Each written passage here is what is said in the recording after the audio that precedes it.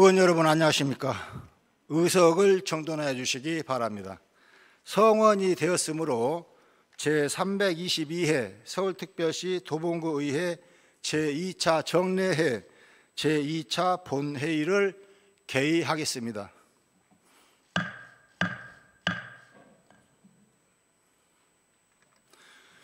그러면 의사일정으로 들어가겠습니다.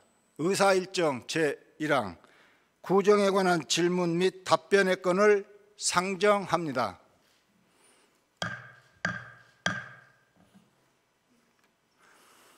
구정에 관한 질문은 지방자치법 제51조 제2항 및 서울특별시 도봉구의회 기본조례 제47조 및 제48조에 따라 구행정 전반에 대하여 질문을 하고 이에 대한 구청장의 답변을 통하여 구정 집행의 방향과 내용을 정확히 파악함으로써 주민의 복리 증진과 지역 발전을 도모하고자 실시하는 것입니다.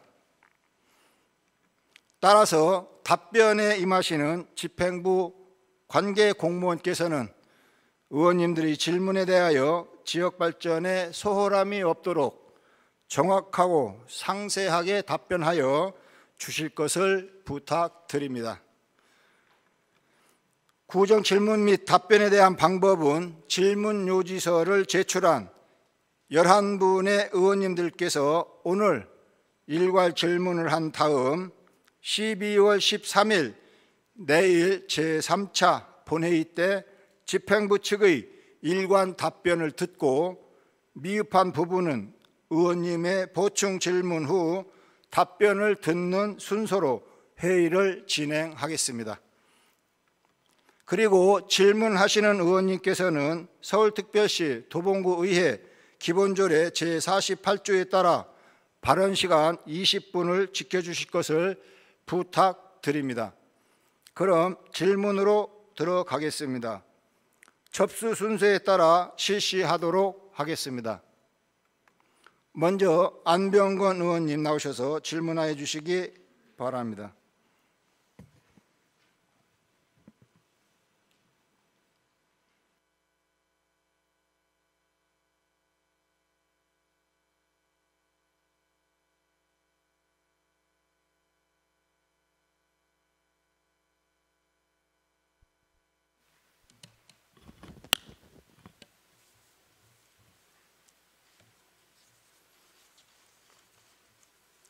존경하고 사랑하는 31만 도봉구민 여러분, 구민과 함께하는 열린 의정을 실현하기 위해 늘 애쓰시는 강신만 의장님을 비롯한 동료 의원 여러분, 도봉구민의 복리 증진을 위해 열정을 다하시는 오원석 구청장님과 1,300여 명 관계 공무원 여러분 안녕하십니까? 봉사의 달인 창동의 일꾼으로 지역을 누비고 있는 창 145동 출신 안병건 의원입니다. 개인적으로 지방선거와 대선이 있었고 사회 경제도 다난했던 2022년이기에 유난히 힘들었던 한 해의 달력도 이제 한 장 남았습니다. 먼저 저번 9월 정례 GTX 신호선 지하화 추진 과정 관련 구정 질문에 이어 말씀드립니다. 도봉 구민들의 적극적인 관심과 오원석 구청장님의 국토부의 강력한 건의로 박상근 의원님의 결의한 내용과 같이 이전 계획과는 다르게 지상화는 사업 구간을 타당한 이유 없이 변경되었다는 잘못된 부분 지적의 감사 결과가 나왔습니다. GTX 신호선과 밀접한 지역 창 145동 출신 구의원으로서 31만 도봉구민과 오원석 구청장 그리고 관계 공무원들에게 다시 한번 감사하다는 말씀을 드리고 질문을 하도록 하겠습니다. 첫 번째 질문입니다. 매번 단골손님으로 지적되는 재개발, 재건축 대책입니다. 지난 정례에서 구청장님께서는 재건축, 재개발 사업의 적극적인 지원을 위해 2023년부터 전담부서를 신설, 운영할 계획과 관내 재건축 추진협의회와 협력 방안을 적극적으로 검토해 나가겠다고 하였는데 어디까지 구체적으로 전담부서와 재건축 추진 협의회와 협력을 추진하였는지 말씀 부탁드립니다.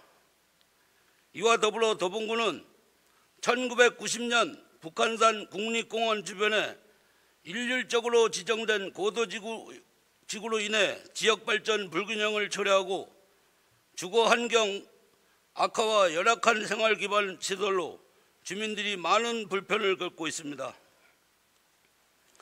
이전 구청장들은 전혀 신경 쓰지 않았던 고도제한 재건축 재개발에도 걸림돌이 되고 있는 바 구청장께서는 고도지구 완화를 위해 어떤 노력을 하고 있으며 어떤 계획을 갖고 계시는지 답변해 주시기 바랍니다.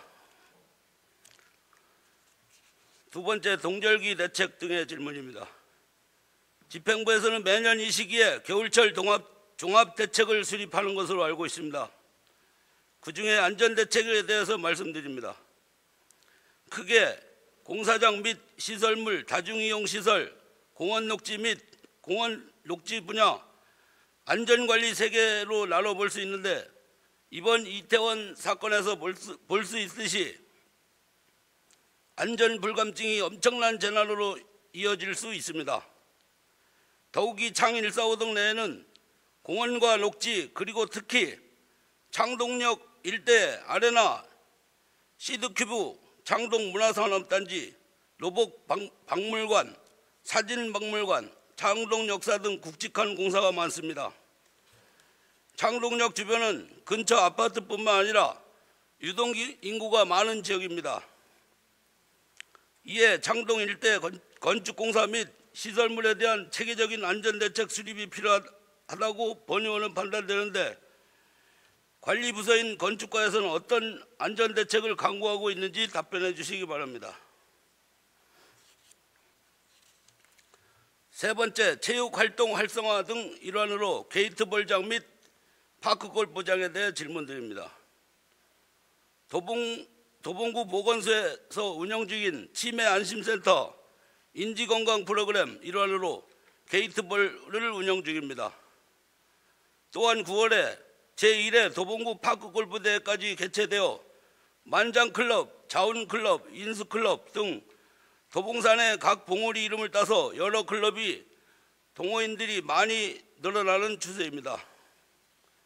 아울러 오원석 구청장께서도 체육정책에 많은 관심을 가지고 계신다는 것을 본의원은 알고 있습니다. 상기 스포츠 두 종목은 어르신들 건강과 취미를 위한 스포츠로 우리 구에는 더욱 활성화가 필요한 종목이라 생각됩니다. 구청장께서는 스포츠 정책과 이 두 종목 활성화에 대해 어떤 생각을 갖고 계신지 말씀 부탁드립니다. 마지막 네 번째입니다. 제 지역구 창동 주공 3단지 버스 노선 신설 관련입니다. 그 주변 주공 3단지 2,856세대 포함 약 5,100세대 이상 도봉구 주민들이 거주하고 있는 대단위 주택단지 밀집 지역이나 운행 중인 시내버스 및 마을버스는 단 4개 노선뿐입니다. 더욱 아쉬운 것은 3단지 남측 해등로 3, 4길 운행 중인 노선은 전무한 실정입니다. 또한 운행 중인 노선조차 배차 간격이 평균 15분 정도로 길며 특히 창일동 주민센터를 경유하여 많은 지역 주민들이 이용하는 1138번 노선의 배차 간격은 무려 23분으로 관내 타 지역에 비해 버스 이용 환경이 너무 열악한 현실입니다. 아울러 이 지역에 불특정 다수인이 이용하는 초안산 근린공원과 생태공원이 있으며 향후 문화예술회관이 건립 예정과 창동역 민재역사, 서울 아레나 등 주변 환경 변화로 더욱 많은 불특정 다수인이 이동 인구가 많을 것으로 예상됩니다. 질문드립니다. 노선 신설과 배차 간격 조정 권한은 서울시에 있다고 알고 있으나 이 지역의 변화와 발전을 위해서는 노선 신설과 배차 간격 단축이 필요한데 구청장께서는 어떤 생각을 갖고 계시는지 말씀 부탁드립니다. 코로나 7차 유행이 본격화되고 있다고 합니다. 아시다시피 보건소, 재난안전과뿐만 아니라 행정관리국 직원들이 역시 코로나 대응을 위해 수고하고 계십니다.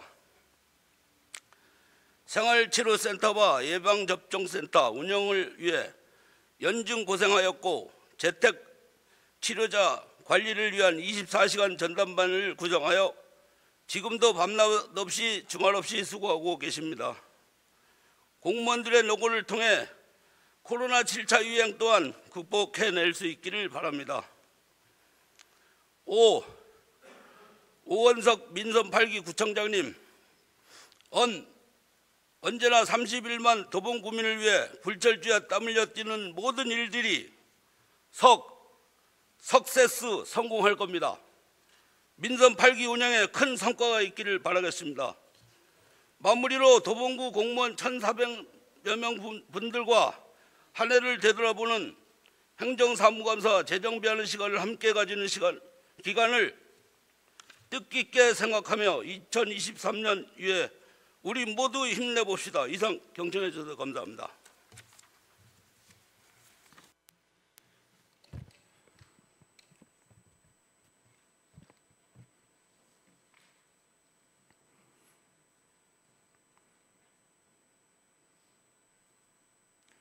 안병관 의원님 구정 질문하시느라고 수고하셨습니다. 다음은 고금숙 의원님 나오셔서 질문해 주시기 바랍니다.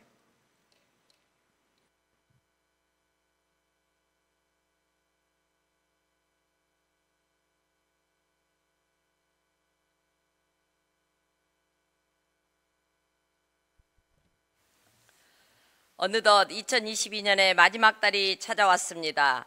도봉구의 구대가 개원한 지도 반년이 지날 날이 얼마 남지 않았습니다. 또한 올해에는 2개의 선거와 얼마 전 가슴 아픈 이태원 참사도 있었습니다. 그래서 31반 도봉구민과 선배 동료 의원 여러분, 구민의 삶의 질 향상에 노력하시는 오원석 구청장님과 1천여 공직자 여러분과 함께 12월은 차분하게 마음을 정리하는 달로 생각하며 구정 질문을 하도록 하겠습니다. 안녕하십니까? 다음 세대와 함께 그리고 젊은 청년 자녀를 두고 있는 쌍문 이사동 방학 3동 출신 구의원 고금숙입니다. 첫 번째 질문입니다. 방금 인사드렸듯이 다음 세대와 함께 하고자 하는 마음과 젊은 30대 청년의 자식을 두고 있는 부모가 안타까운 마음으로 지난 10월 임시회에서 5분 발언했던 우리 도봉구 소재 도봉고등학교 폐교 관련한 사항을 이번에는 오원석 구청장님에게 답변을 드리고자 질문하도록 하겠습니다. 얼마 전 익명으로 본 의원에게 도봉고등학교 폐교 후 사용 용도권에 대해서 교육청 소관으로만 치부치 말고 지자체가 적극 나서서 지역 주민들에게 이익이 돌아가도록 제발 미리미리 준비해야 하는 취지의 의정활동에 지역 주민으로서 적극 지지하는 바입니다. 라는 장문의 문자가 왔습니다. 더불어 언론에 의하면 학력 인구 감소로 폐교, 서울 시내 일반 계고 첫 사례라고 합니다.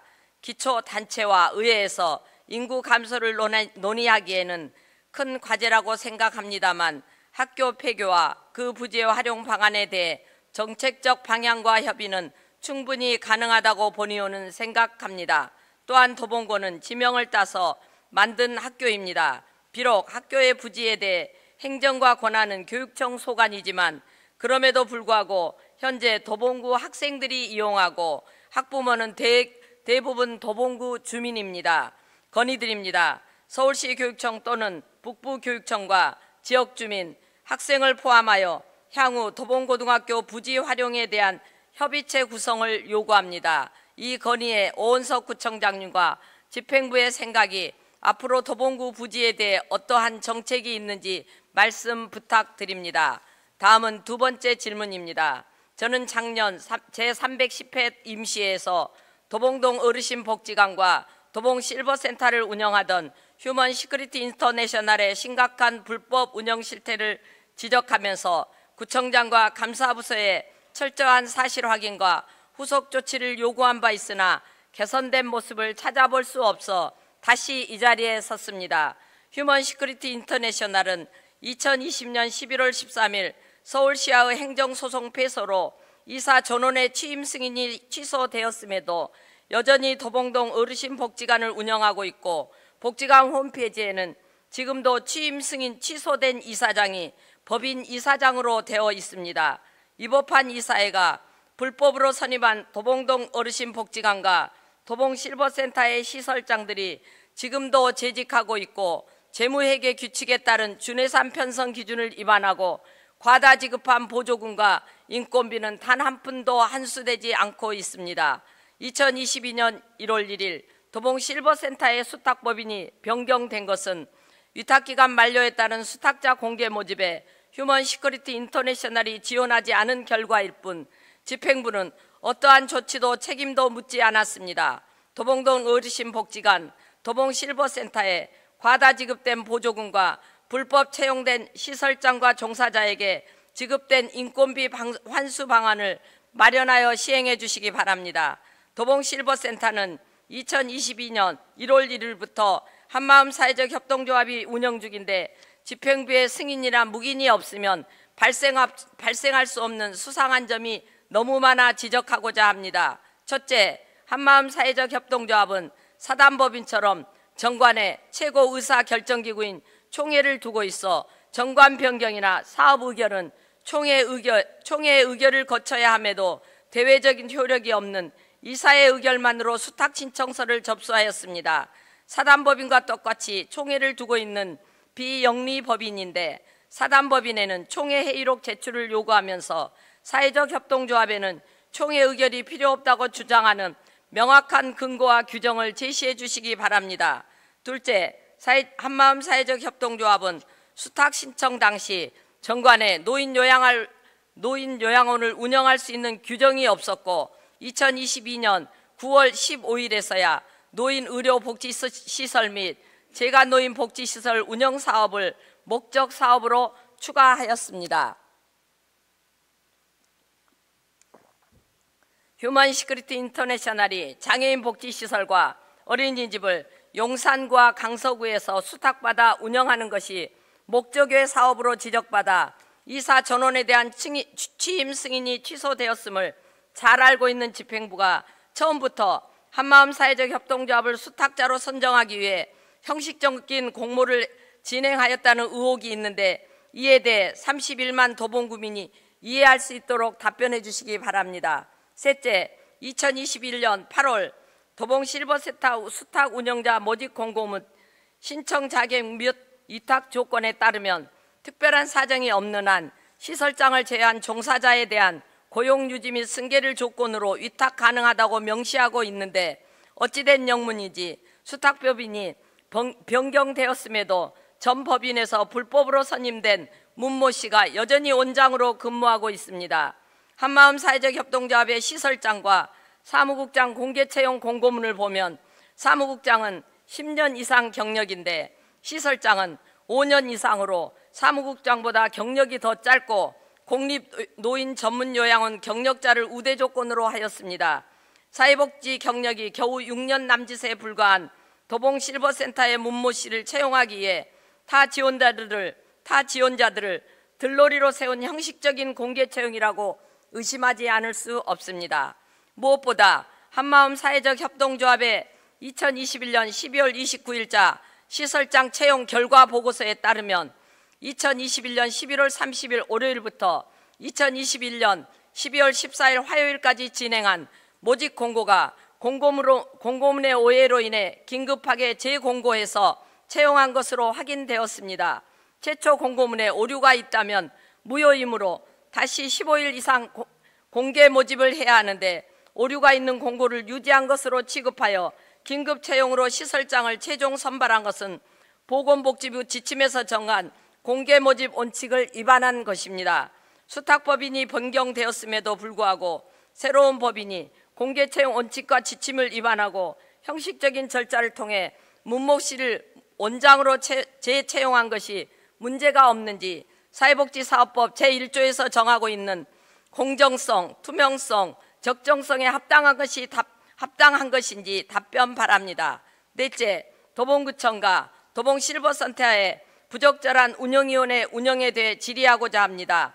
사회복지사업법 제36조는 사회복지시설에는 운영위원회를 두어야 하고 운영위원회 위원은 구청장이 임명하거나 위촉한다고 규정하고 있습니다. 집행부는 도봉 실버센터에 2018년부터 2022년 운영위원회 명단을 박땡땡, 김땡땡으로 제출하였고 실명으로 기재한 명단을 요청하자 담당 팀장은 서면으로 자료를 요청하라는 어처구니 없는 요구를 하였습니다.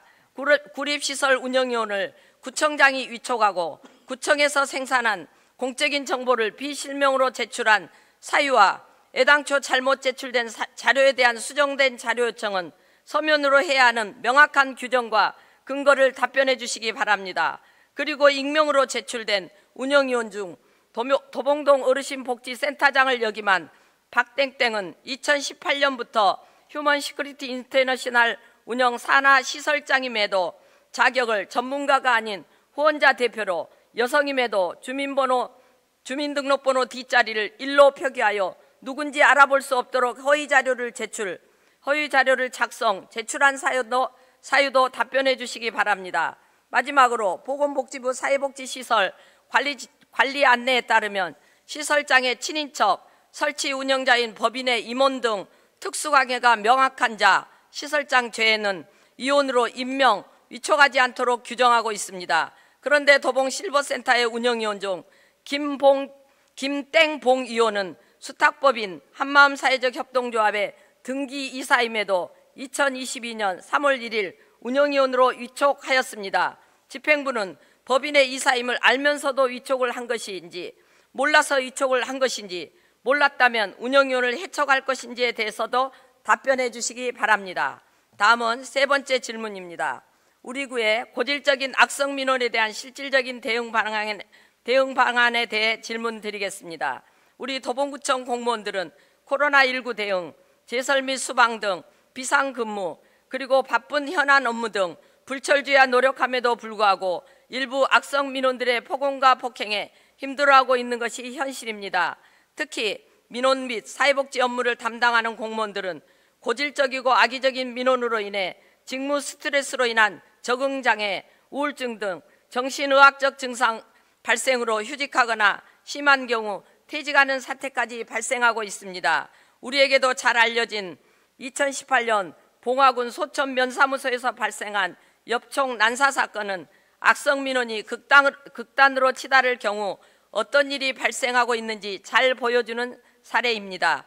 이 사고로 젊은 공무원 2명이 소중한 목숨을 잃었습니다. 동주민센터에서 긴급 생계비를 신청하던 출소자가 사회복지 공무원의 얼굴을 가격하여 기절하는 뉴스가 보도되어 충격을 주기도 하였으며 우리 구에서도 크고 작은 악성 민원으로 인해 직원들이 정신적 트라우마 고통을 호소하는 일이 어제 오늘 일이 아닙니다. 행정안전부의 통계에 따르면 공무원에 대한 악성 민원 피해 사례가 최근 들어 크게 증가했음을 확신할 수 있습니다. 지난 2020년도 조사에 따르면 중앙행정기관, 지자체 등 소속 민원 담당 공무원의 폭행 피해 사례는 4만 6천여 건으로 2019년에 비해 20% 가까이 증가하였습니다. 악성 민원에 의한 구체적 피해 사례는 쉽게 찾아볼 수 있습니다. 통계와 뉴스로 전해지는 악성 민원의 사례는 극히 일부일 것입니다.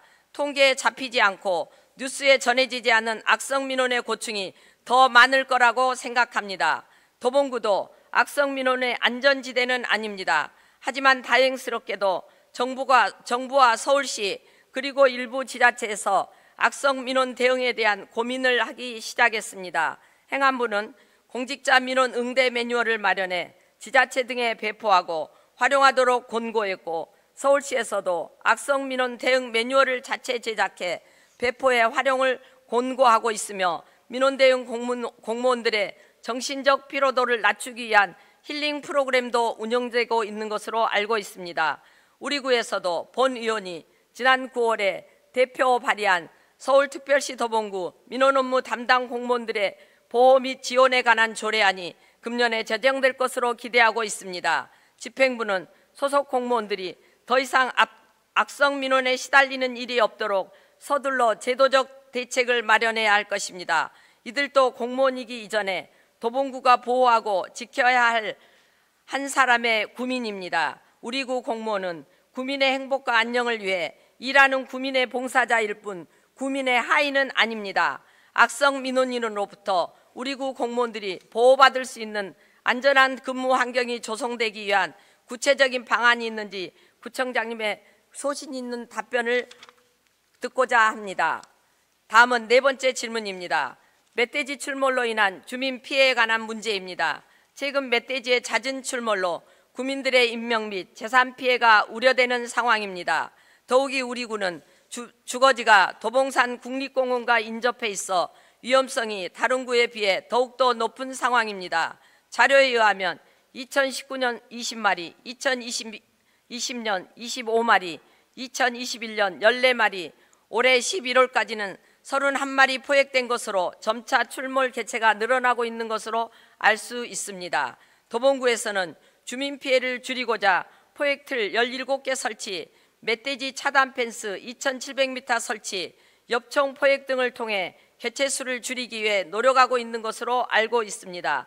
그럼에도 불구하고 도봉산 국립공원이 있는 도봉구 특성상 멧돼지를 완전히 퇴치하는 것은 한계가 있으며 멧돼지가 완전히 사라지지 않는 이상 주민 피해는 계속될 수밖에 없다고 생각됩니다.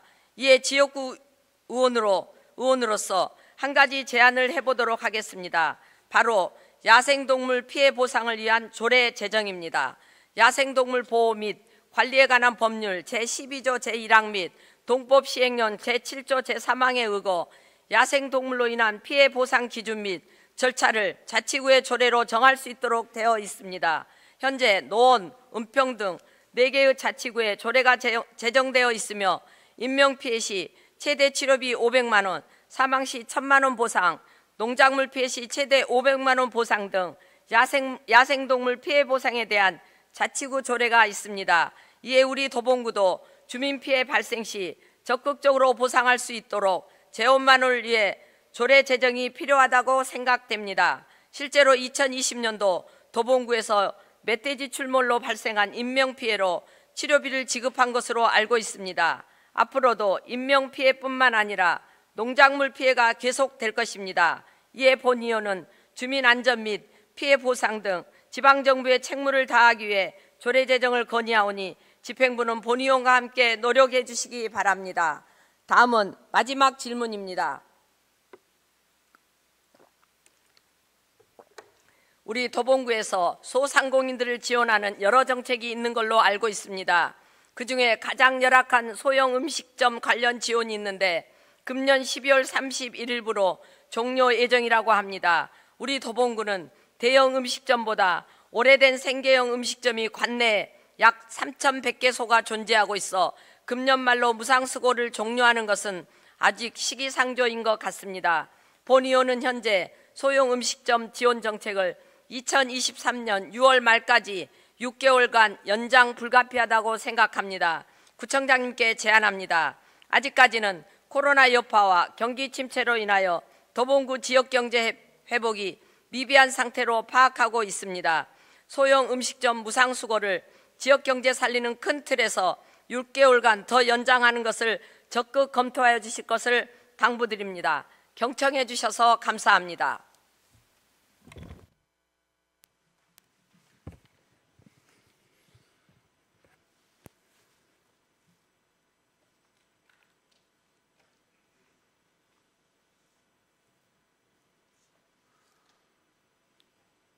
고금숙 의원 질문하시느라고 고생하셨습니다.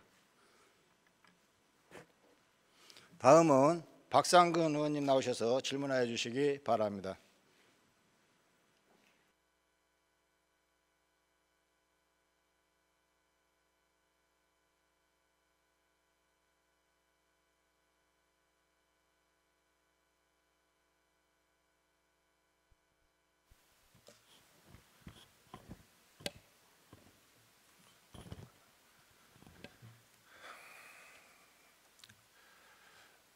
존경하는 31만 도봉구민 여러분, 연일 의정활동에 수고하시는 강신만 의장님과 선배 동료 의원 여러분, 1,300여 명의 공무원 여러분, 도봉구민을 애쓰시는 오은성 구청장님을 비롯한 1,300여 명의 공무원 여러분, 안녕하십니까? 쌍문 13동 창 23동 출신 박상근 의원입니다. 지난 한 달여간 행정사무감사와 예산심의, 조례안 처리 등 정례회를 거치며 구정을 살피고 돌아보며 앞으로를 고민할 수 있는 소중한 시간이었습니다. 오늘은 다가오는 2023년 새해를 맞이하기에 앞서 함께 살펴보길 바라는 내용으로 구정 질문을 준비하였습니다. 먼저 준비한 사진을 봐주시기를 바랍니다.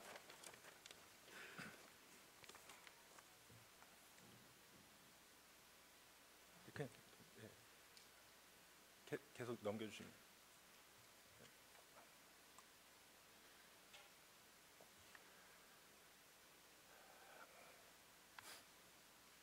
네. 10페이지. 네, 먼저 살펴본 사진들은 유니버셜 디자인을 보여주는 사례들입니다. 우리 도봉구는 앞서 2017년 서울시 자치구 최초로 도봉구 유니버셜 디자인 조례를 제정하였습니다. 이 조례에서 정의하는 유니버셜 디자인은 장애의 유무, 연령, 성별, 국적, 문화적 배경 등에 관계없이 모든 사람들이 제품, 건축, 환경, 서비스 등을 보다 편리하고 안전하게 이용할 수 있도록 설계하는 것을 말합니다. 유니버셜 디자인이라고 하면 단순히 이용하기 편리한 시설 정도로 이해하는 분들이 많습니다. 또한 건축이나 시설물에 국한해서 생각하기도 합니다만 앞서 보신 것처럼 넓은 범위를 가지고 있습니다. 유니버셜 디자인은 장애인만을 위한 것도 어르신만을 위한 것도 아니며 대상을 국한하지 않습니다. 이제는 서울시의 다른 자치구에도 해당 조례가 제정되었고 서울시 곳곳에 유니버셜 디자인을 위한 새로운 시도를 접할 수 있게 되었습니다. 조례를 최초로 제정했던 우리 도봉구는 현재 어느 지점에 와 있을까요? 본 의원은 이 사안을 지난 행정사무감사 질의를 통해 문제를 제기한 바 있지만 본 의원이 구정질문을 통해 재차 말씀드리는 이유는 이것이 특정 부서에만 해당하는 것이 아닌 함께 노력해야 할 부분이라고 생각하기 때문입니다. 2023년 새해 도봉구에서 진행될 수많은 사업과 정책의 시행에 앞서 함께 고민해 주시기를 바랍니다. 지난 2015년 유엔 총회는 단 한 사람도 소외되지 않는 것이라는 슬로건을 내걸고 지속가능 발전 의제를 채택한 바 있습니다. 그리고 모두를 위한 도시를 핵심 가치로 하는 새로운 도시 의제를 설정하였습니다. 그래서 본 의원은 유니버셜 디자인이 단지 물리적인 편리함만의 문제가 아니라고 생각합니다. 우리 사회 구성원 누구라도 정서적 소외감을 느끼지 않도록 무장애 디자인을 확장한 다양한 대안을 제시하는 가치 기반 디자인이라고 봅니다. 우리 도봉구민 누구도 소외되지 않는 모두를 위한 도봉구를 위해 몇 가지 제안을 드리고자 합니다. 앞서 보셨다시피 유니버셜 디자인은 한 가지 표준과 정답이 존재하는 것이 아니라 인식의 문제입니다. 우선 업무 연관성이 높은 직원을 대상으로 교육 및 정보 제공이 필요할 것입니다. 이미 많은 레퍼런스와 가이드라인이 나와 있기 때문에 업무에 충분히 참조할 수 있을 것입니다. 중요한 것은 당사자의 참여와 의견 반영입니다. 앞서 서울시에서는 시민참여단 등의 이름으로 유니버셜 디자인 적용 시 다양한 계층의 당사자를 직접 참여하도록 한 바 있습니다. 관련 위원회 혹은 사업의 진행 과정에서 다양한 계층을 아우르는 국민의 참여를 높여 아무리 전문가라도 놓칠 수 있는 중요한 지점을 살필 기회를 만들기를 바랍니다. 또한 건축물의 설계 단계에서부터 유니버셜 디자인을 적극 반영하는 것도 중요합니다. 앞으로 우리 도봉구 곳곳에서도 유니버셜 디자인의 새로운 아이디어와 시도를 볼 수 있기를 바랍니다. 네, 다음으로 쌍문 1동 현문중학교 앞 보행 환경 개선에 대하여 말씀드리겠습니다. 지난 11월 29일 오후 쌍문 1동 현문중학교 앞 건널목에서 학원 승합 차량과 현문중학교 학생이 부딪히는 사고가 있었습니다. 다행히 크게 다치지는 않았지만 아찔한 상황이었습니다. 직접 현장에 가서 파악을 해보니 현문중학교 앞은 신호등 없이 황색 전면등만 있었고 건널목에 도색도 벗겨지고 과속 방지턱 또한 제 역할을 못하고 있는 상태였습니다. 정문 출입구 측 인도가 경사가 있어 학생들이 등하교할 시간에 뛰어나올 경우 더 위험할 수 있는 보행 환경이었습니다. 이에 대한 학부모들의 개선 요청이 있었음에도 미처 개선이 되지 않았습니다. 우선 황색 전면등은 차량 이동 시 안전 표시에 주의하면서 서행하며 진입하라는 의미이지만 황색 정멸 등 표시를 보고 서행하는 차량이 있을지 의문입니다. 또한 과속 방지턱의 설치 이유는 통행하는 차량의 과속 주행을 막고 일정 지역의 통행을 억제하여 학생들의 보행 환경을 위해 설치되었습니다. 차량의 속도를 제어하는 것이 주요 목적이지만 보행자, 즉 학생들의 공간 확보나 차량의 속도를 감속하는 효과도 있습니다. 그러나 효문중학교 정문앞 과속 방지턱을 보면 방지턱의 높이가 꽤 낮아 보입니다. 도로안전시설 설치 및 관리 지침에 의하면 과속 방지턱 설치 규격은 원호형을 표준으로 도로폭이 6m 이상일 경우 방지턱 폭이 3.6m, 높이가 10cm 또는 도로폭이 6m 미만일 경우 방지턱의 폭이 2m, 높이가 7.5cm입니다. 그러나 설치 규격 기준에 적합한지 확인이 필요해 보입니다. 최근 우리 사회는 안전이 무엇보다 중요시되고 있습니다. 학교와 보행 환경 개선 요청에 대해 학부모의 단순한 민원이라고 생각하기보다는 우리 학생들의 안전이라고 생각해 주시기를 바랍니다. 학생들에게 조심할 것을 당부하는 것은 학부모님의 역할이고 도봉구의 역할은 그저 사고가 없길 바라는 희망사항이 아니라 예상되는 보행 환경의 위험 요소를 최대한 줄이고 보행 환경을 개선해야 하는 의무라고 생각합니다. 존경하는 오원석 도봉구청장님, 해당 효문중학교 및 유사한 위험 요소가 있는 도봉구 내 학교의 안전한 보행 환경을 위해 조속히 살펴서 개선해 주시기를 바랍니다. 네, 마지막입니다. 12월 3일은 유엔이 지정한 국제기념일인 세계장애인의 날입니다. 세계장애인의 날은 장애인 문제에 대한 이해와 촉진 및 장애인이 보다 사람다운 생활을 할 수 있는 권리와 보조수단의 확보를 목적으로 하는 기념일입니다. 30주년인 올해의 주제는 포괄적 개발을 위한 혁신과 변혁적 솔루션입니다. 유엔은 고용에서의 접근성 제고와 공공 및 민간 부분 차원의 불평등을 줄이기 위한 장애 포괄적 혁신 등을 강조했습니다. 도봉구에 여러 장애 관련 조례가 있지만 인권 보장과 관련해서는 2021년 11월 시행된 도봉구 장애인 차별 금지 및 인권 보장 조례가 있습니다. 네, 보시다시피 해당 조례에는 여러 조항이 있지만 보시는 바와 같이 구청장의 책무 또는 기본계획의 수립, 인권 교육에 대해서도 규정하고 있습니다. 민선 8기 도봉구가 내년부터 더욱 본격적인 활동할 것을 기대하고 있습니다. 본 조례에 대해서도 적극적인 실행을 당부드립니다. 아울러 국회나 지방의회에서 제정되었지만 유명무실한 법률이나 조례에 대한 비판의 목소리가 높습니다. 실천에 대한 치열한 고민 없이 제정에만 우선순위를 둔 것은 아닌지 우리 도봉구 외부도 되돌아보아야 한다고 봅니다. 또한 도봉구도 우리 도봉구의 조례에 대해 전반적인 검토를 하여 구정에 적극 반영해 주시기를 바랍니다. 이제 2022년 올해도 얼마 남지 않았습니다. 한 해를 마무리하는 연말이 되면 소외된 이웃을 돌아보고자 하는 캠페인을 복원합니다. 장애인을 소외된 이웃이 아니라 인권에 기반한 정책의 주체로 함께하는 도봉구가 되기를 바랍니다. 네, 이상으로 구정 질문을 마치겠습니다. 경청해 주셔서 감사합니다.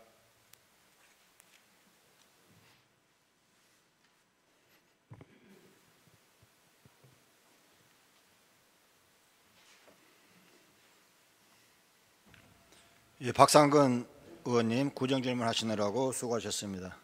다음은 이강주 의원님 나오셔서 질문하여 주시기 바랍니다.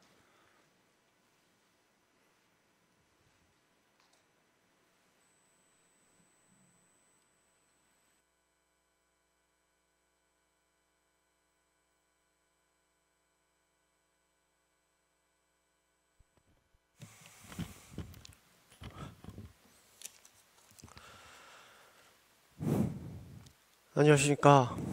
도봉 1동, 도봉 2동 이강주 의원입니다.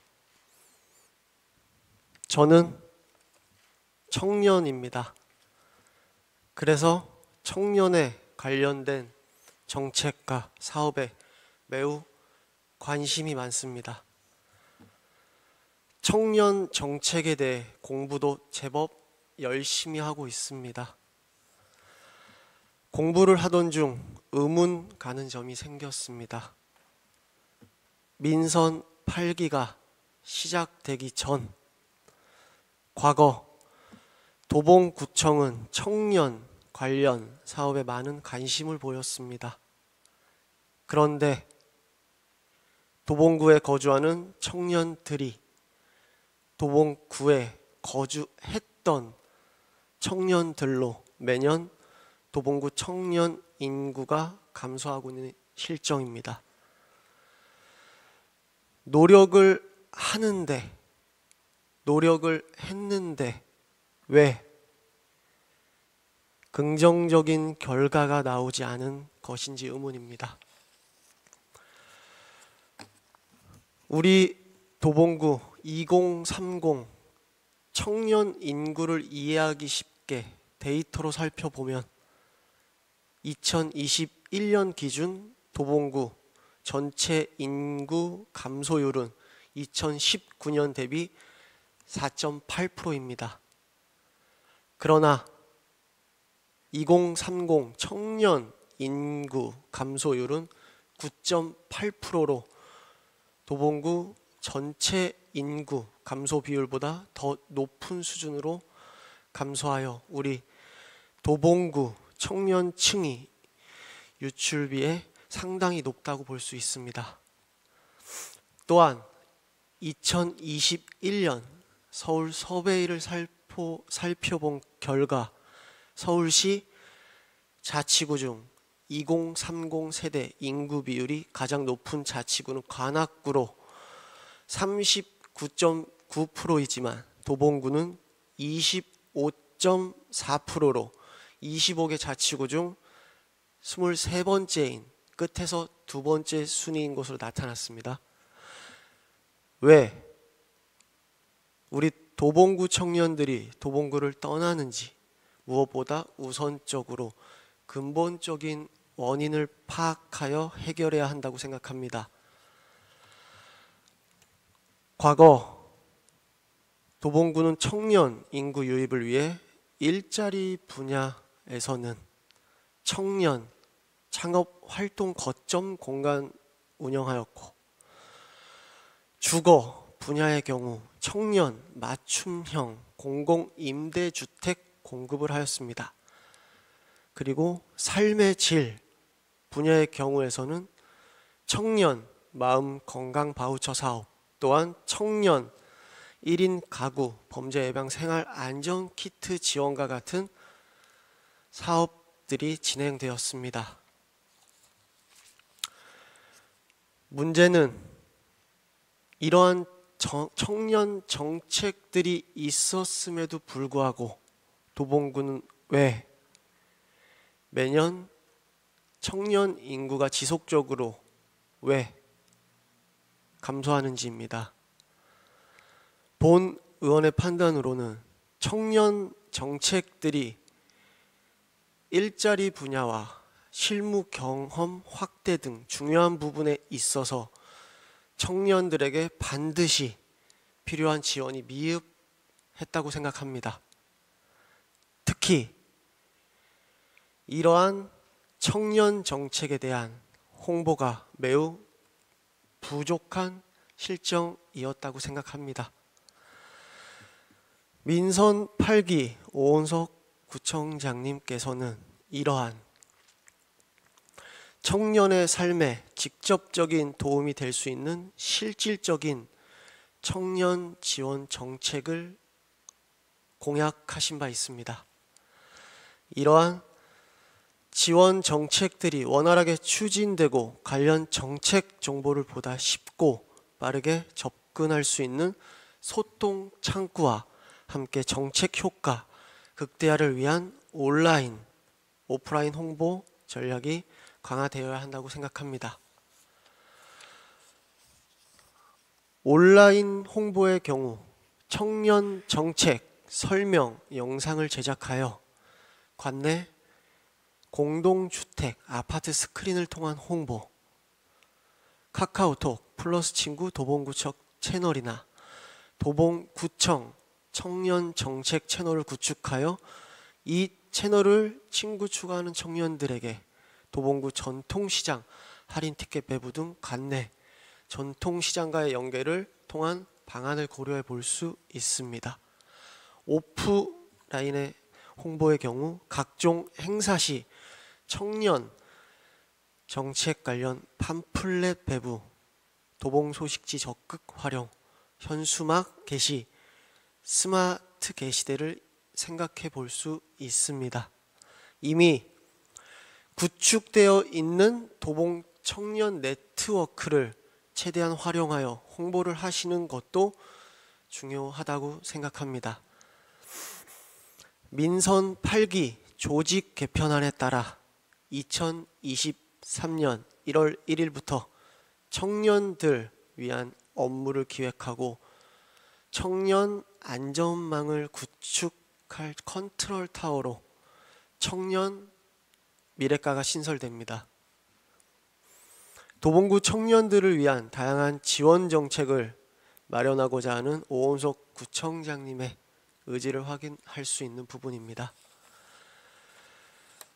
그렇기에 청년 정책에 대한 선제적 이슈 발굴과 홍보 전략을 전담하는 인력도 확보될 것이라고 생각하고 청년들의 정책 체감도 더욱 높이기 위한 안내와 홍보도 더욱 강화되리라 생각합니다.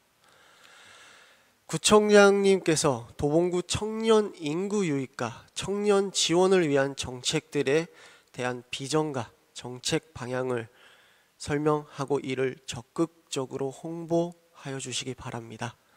아울러 향후 청년 정책 전담 조직을 통한 좀 더 구체적인 청년 정책의 비전과 방향, 그리고 청년 정책 체감도, 또 인지도 제고 방안과 관련하여 오원석 구청장님께서 뜻하시고 있는 미래 전략과 구체적인 추진 방안에 대하여 말씀 부탁드립니다.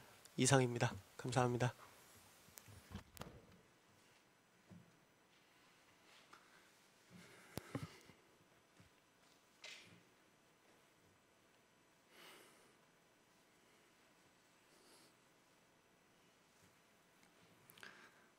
이강주 의원님, 구정 질문하시느라고 수고하셨습니다. 다음은 이상민 의원님 나오셔서 질문하여 주시기 바랍니다.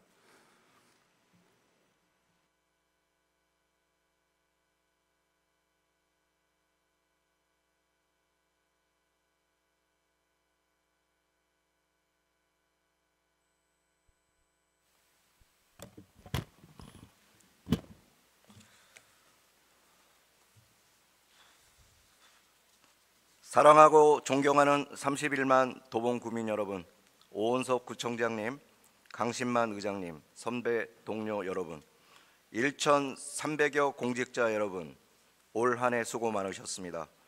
도봉 1, 2동 이성민 구의원입니다. 2022년 1월 주민들과 감사원에 공익 감사 청구했던 GTX-C 도봉 구간에 대한 국토교통부 감사 결과가 나왔습니다. 그 결과 GTX-C 노선 도봉 구간 지하에서 지상으로 무단 변경이 국토교통부 공무원 책임인 것으로 밝혀졌습니다. 국토교통부 공무원 2명 중징계, 1명 경징계 공고했습니다. 감사원은 GTX-C 노선의 추진 경위와 민간 사업자 선정 과정에서 기본 계획 등 이전 계획과 다르게 사업 구간을 잘못 변경하고 질의 회신 검토를 부실하게 하거나 민자 적격성 검토 등 사후 조치를 제대로 하지 않는 등 잘못을 지적했습니다. 내년 1월 예정된 민자 적격성 검토를 토대로 사업 취지에 부합하는 가장 합리적인 실행 대안을 마련하여 사업을 추진하는 등 적절한 방안을 강구하라고 했습니다. 국토교통부는 지금도 지상 국철 1호선의 소음, 분진, 진동으로 고통받고 있는 주민들의 목소리에 응답하고 도봉구간이 원안대로 지하화될 수 있도록 해주시기 바랍니다.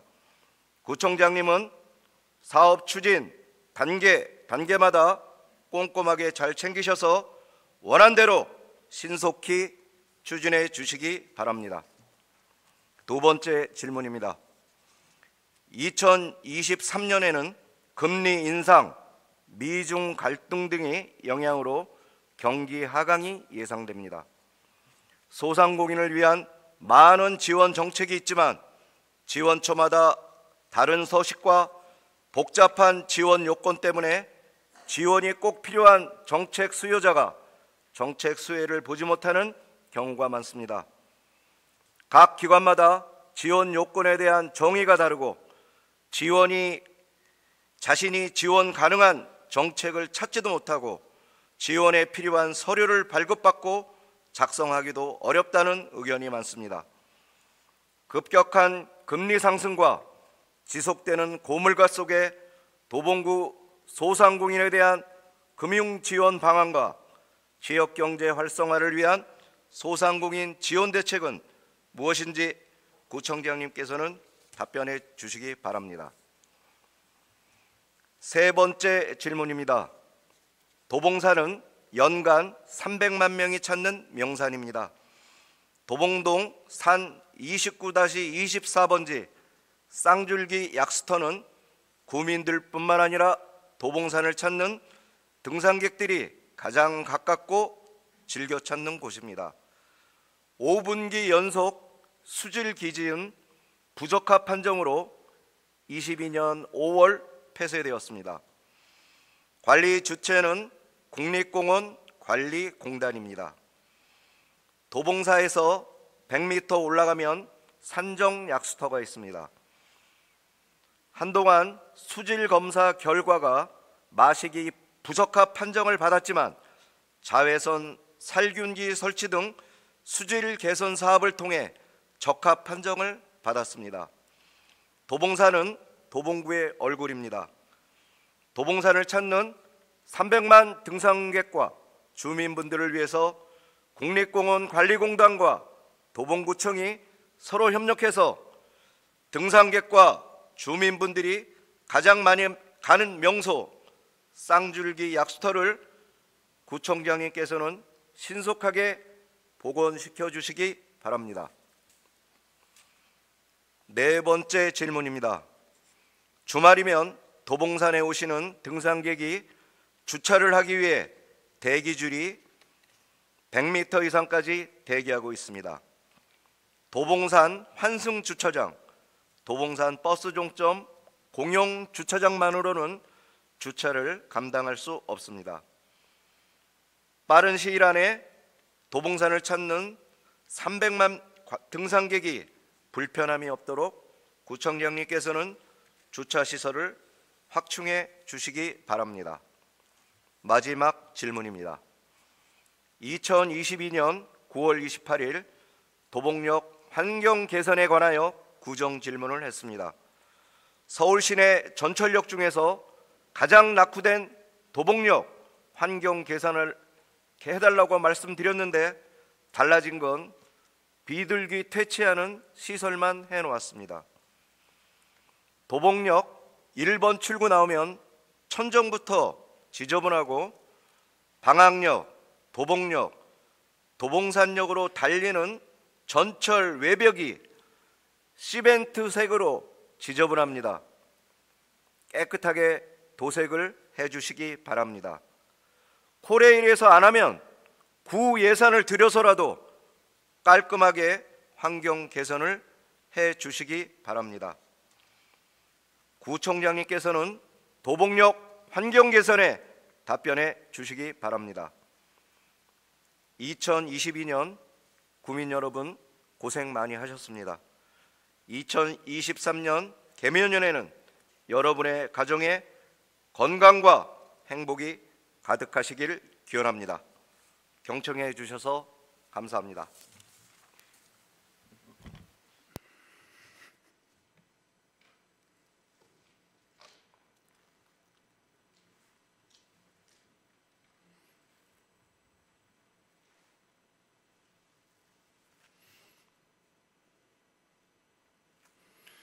예, 이성민 의원님 구정 질문 하시느라고 수고하셨습니다.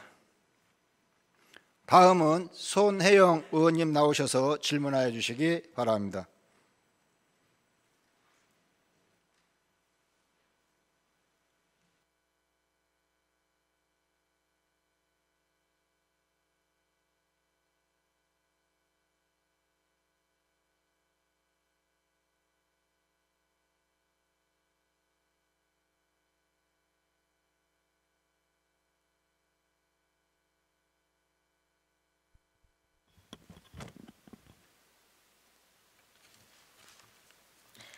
존경하는 31만 도봉구민 여러분, 강신만 의장님을 비롯한 선배 동료 의원 여러분, 그리고 민선 8기 오원석 구청장님과 구정 발전을 위해 애쓰시는 관계 공직자 여러분, 안녕하십니까? 쌍문 이사동, 방학 3동 출신 구의원 손혜영입니다. 주민들의 눈과 귀가 되어 구정에 필요한 정책을 함께 논의하기 위해 구정 질문을 시작하고자 합니다. 먼저 도봉구 아이맘 택시 도입에 관한 질문입니다. 본 의원은 도봉구의 교통약자 이동지원 현황을 파악하고 교통약자의 이동 서비스 중 하나인 아이맘 택시 운영 지원에 관한 질문을 드리고자 합니다. 기사님, 제가 오늘 오후 1시 30분쯤 도착합니다. 천천히 오십시오. 제가 2시까지 회사로 가겠습니다. 위 대하들은 서울 정보소통광장에 올라온 은평구 아이맘 택시 기사님과 이용 주민과의 일부 대화입니다. 아이맘 택시는 은평구에서 전국 최초로 시행한 정책으로 택시회사와 업무 협약을 체결하여 교통약자인 임산부와 영유아 자녀를 둔 가정에서 의료 목적으로 병의원을 방문 시 이동 서비스를 제공하는 사업입니다. 이 이동 서비스는 운전기사와 주민 모두 만족도가 높은 사업으로 운전기사님의 경우 운행을 하면서 서비스를 제공하는 일이 너무 보람된다고 이야기하시고, 이용 주민들은 은평구 정책 중 제일 감동적이고 편리한 사업이라고 이야기하십니다. 100일도 안 된 아이를 태우고 운전할 용기가 나지 않고 매번 남편에게 부탁할 수 없어 불편했던 부분들을 정책으로 잘 해결해 준 사례라고 생각합니다.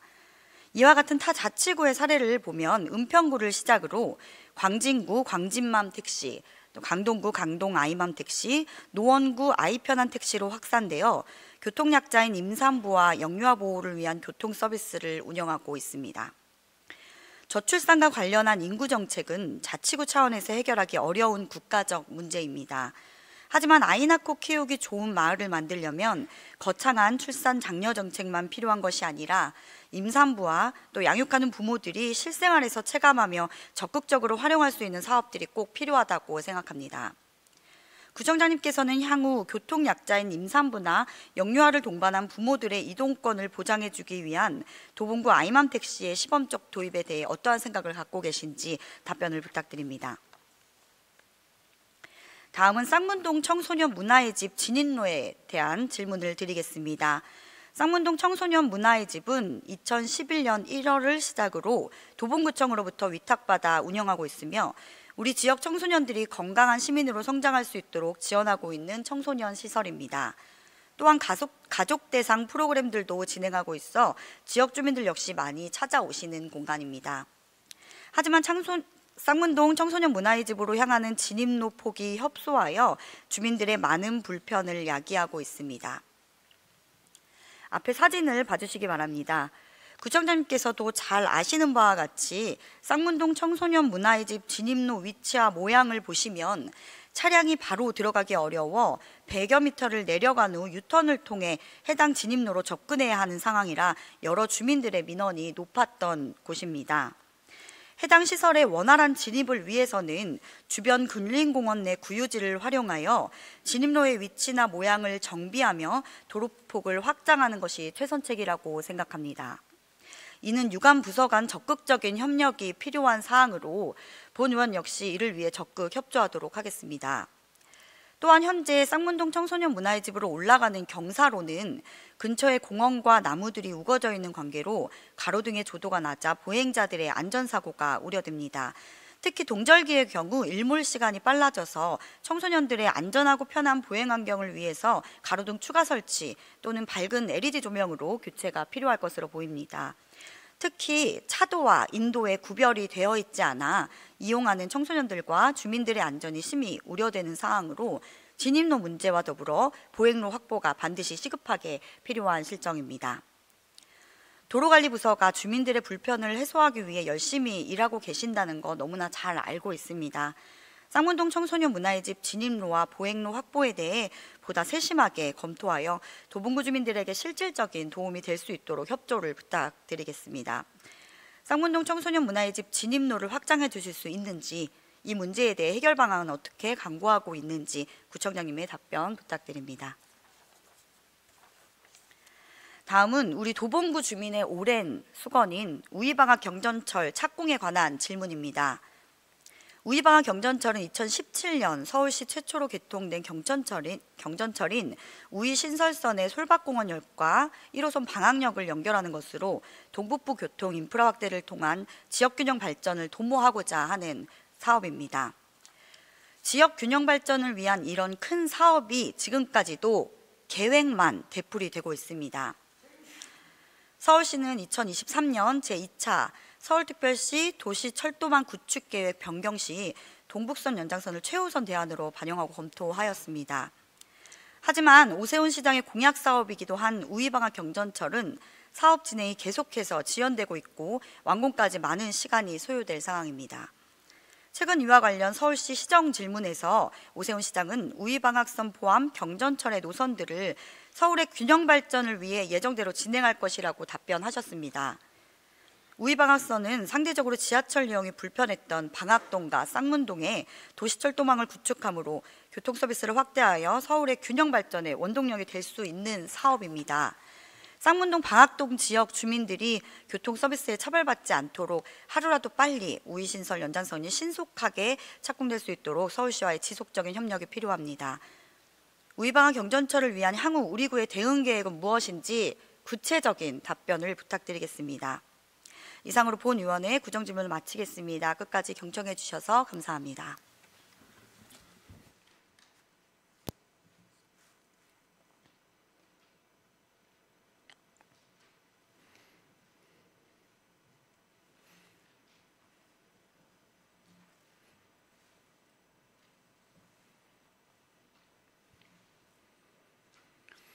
예, 손혜영 의원님 구정질문 하시느라고 수고하셨습니다. 다음은 홍은정 의원님 나오셔서 질문하여 주시기 바랍니다.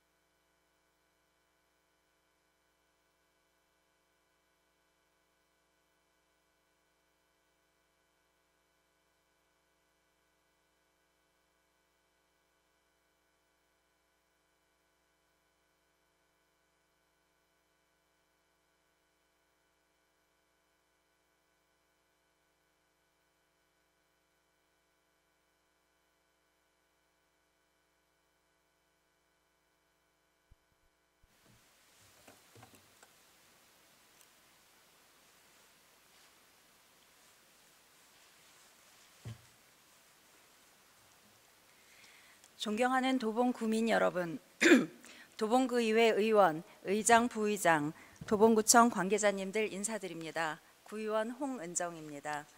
구정에 관한 질문을 시작하겠습니다.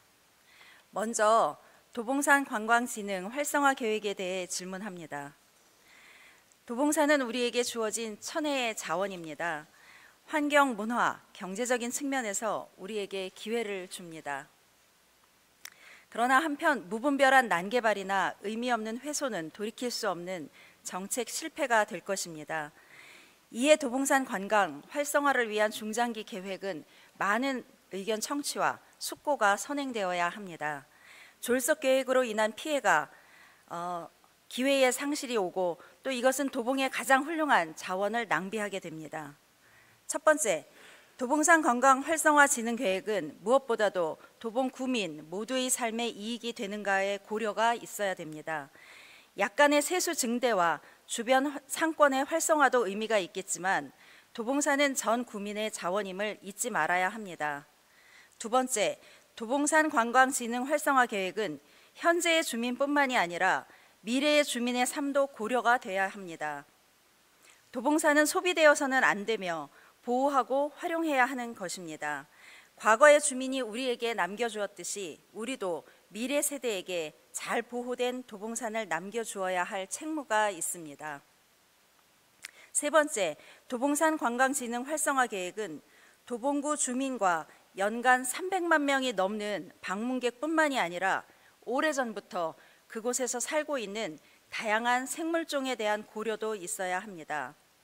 정책은 목소리를 낼 수 있는 이들뿐만이 아니라 목소리를 내지는 못하지만 그곳에서 존재하며 서로 영향을 주고받은 모든 존재에 대한 고려가 있어야 됩니다. 네 번째, 도봉산 관광진흥 활성화 계획은 도봉의 역사와 문화가 담겨야 합니다. 가장 지역적인 것이 가장 세계적이다라는 성공 사례는 넘치도록 많습니다. 도봉산 관광진흥 활성화 계획도 도봉 문화의 정수를 미래지향적으로 부가가치를 높이는 방향으로 가야 합니다. 따라서 타 지역에서 설치하는 케이블카, 모노레일 등 시설을 무분별하게 따라갈 것이 아니라 도봉산을 보호하면서 가장 매력적으로 만들어줄 시설과 문화에 대한 공론이 필요합니다. 도봉구의 도봉산 관광진흥 활성화 계획에 대해 목표하는 바와 로드맵 등 자세한 답변을 부탁드립니다.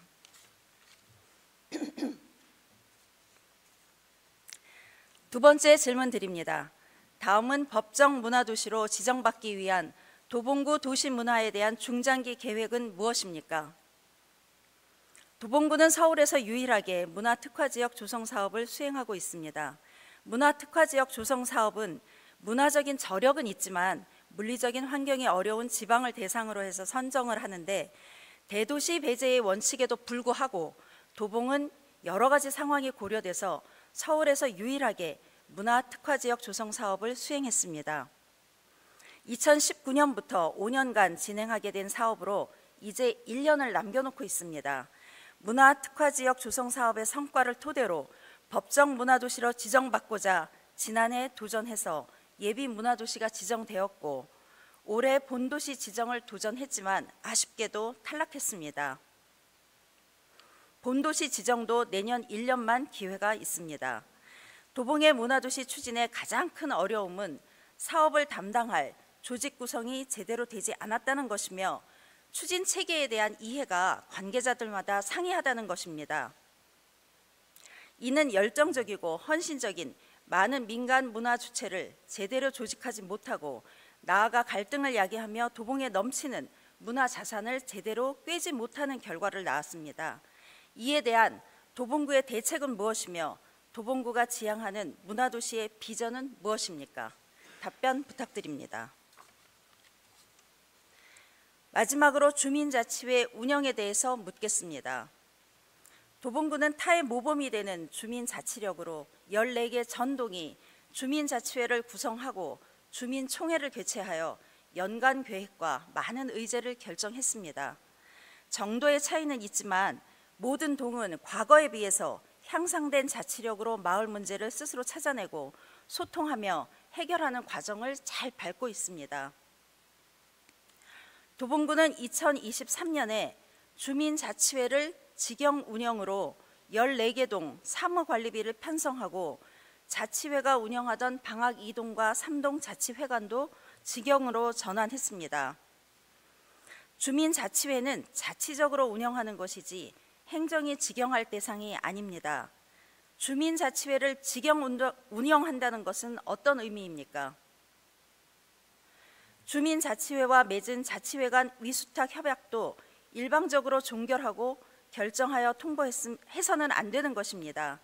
평가를 통해서 양측의 입장을 나누고 그 방향을 정해야 하는 것입니다. 그것이 주민자치의 의미입니다. 앞으로 주민자치회를 어떻게 운영한다는 것인지 공간, 사무인력, 주민자치회 구성 방식, 주민자치회 예산, 주민자치회 권한, 기대 효과를 구체적으로 답변해 주십시오. 경청해 주셔서 감사합니다.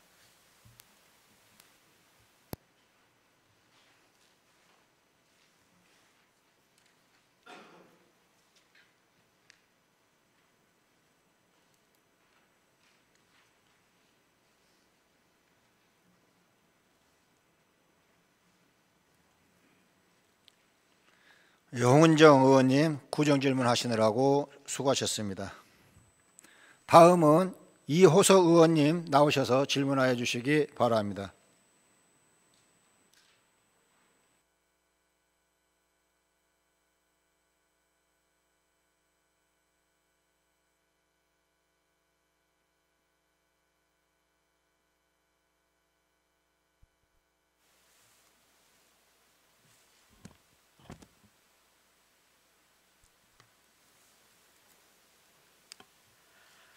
안녕하십니까. 존경하고 사랑하는 31만 도봉구민 여러분, 강신만 의장님과 선배 동료 의원 여러분, 오원석 구청장님과 일천여 공직자 여러분, 창 145동 출신 구의원 이호석입니다. 우리 도봉구는 창동 초안산 근린공원 내 반려견 놀이터와 문화교실을 무료로 운영하고 있으며 주민들의 반응도 긍정적입니다. 반려인과 비반려인의 공존을 위해 많은 노력을 해주셔서 감사드립니다. 먼저 반려견 놀이터 내 반려견 안전 문제에 대한 질의드립니다. 본 위원이 반려견 놀이터에 자주 방문하여 20여 명의 반려견을 키우는 반려인들의 공통된 민원에 대해 경청했습니다. 경사 구간에서 반려견이 빠르게 뛰어 관절을 다치는 안전사고가 있으니 평탄화를 시켜 경사로를 없애달라는 민원입니다. 몇몇 분들은 사람이 앉게 되는 테이블 사이에 반려견들이 끼어서 다치는 경우도 있어 테이블 및 벤치의 형태를 바꾸거나 없애달라는 민원도 있었습니다. 8, 9월에 해당 과의 민원건에 대해 질의드렸으나 알아본다고 답변 주시고 명확한 답이 없어 11, 12월에 해결 요청을 드렸으나 경사로 문제는 운동이 되어 좋아하는 반려인도 있어 찬반 의견이 대립되니 경사로 문제의 해결은 어렵다는 답변을 주셨습니다. 해당 민원에 대해 어떤 검토를 하셨는지 추후 해결 방안은 있는지 질의드립니다. 해당 민원에 대한 의견 드립니다. 반려인들에게는 반려동물이 가족입니다. 반려인의 가족들을 위한 놀이터 공간에서만큼은 반려견도 사람처럼 안전상의 문제에 대해 세밀한 검토를 요청드립니다. 찬반 의견에 대해 과에서 난처한 부분이 있다는 것은 알고 있습니다. 하지만 지방선거 이전부터 지속적으로 나오는 민원 사항인 만큼 경사로 평탄화 작업을 통한 반려견 안전을 확보하는 일은 필요합니다. 그리고 테이블과 벤치, 구조의 안전한 변경 혹은 삭제도 검토 요청드립니다. 두 번째 질의입니다. 11월 18일부터 25일까지 행정사무감사를 실시했습니다. 행정사무 전반에 관하여 집행 상태를 정확히 파악하고 효율적인 행정이 수행될 수 있도록 잘못된 부분을 적발하고 시정 요구하는 과정입니다. 현지 확인을 하거나 서류 제출을 요구할 수 있습니다. 또한 관계되는 자를 출석시켜 증인으로 선서하고 증언하게 하거나 참고인의 의견 진술을 요구할 수 있습니다. 하지만 서류 제출 요구 과정에서 개인정보보호법 2, 3조를 명단을 전체가 아닌 일부를 제출하여 제대로 받지 못했습니다. 김별별, 이별별, 박별별, 예를 들어 본 위원의 이름인 이호석이라고 가정하면 이별석, 이런 형식으로 대다수의 자료가 왔습니다. 그래서 개인정보 보호 서약서를 작성하겠다고 했으나 열람조차 거부했습니다. 집행부의 열람 거부를 통해 주민들이 주신 의견 및 의혹들을 정확히 확인하지 못했습니다. 잘못된 부분의 적발과 시정 요구 기능이 일부 작동하지 못한 것입니다. 개인정보보호법을 전반적으로 검토해봐도 이름 열람조차 불가능하다는 해석은 어렵습니다. 자료 제출 부분에서 성명조차 제대로 밝히지 않는 집행부의 행정사무감사 과정에 추후 개선을 요청드립니다. 어떠한 대안이나 검토된 내용이 있는지 질의드립니다. 의견 드립니다. 주민등록번호, 주소 등 대상을 특정할 수 있는 모든 정보가 아닌 일부의 정보, 특히 성명 등에 있어 올바른 자료 제출이 가능하도록 개인정보 보호 처리자의 공개 범위와 구의원들의 포함 범위에 대해 법적인 확인 부탁드립니다. 가능하다면 추후 의회 자료 제출부터 일괄 적용을 희망합니다. 이상으로 구정 질문을 마칩니다. 경청해 주셔서 감사합니다.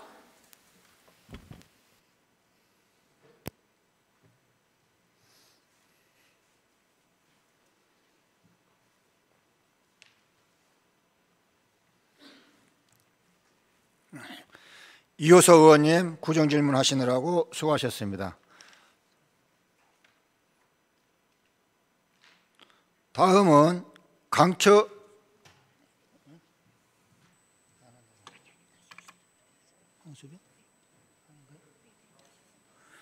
다음은 황수빈 의원님 나오셔서 질문하여 주시기 바랍니다.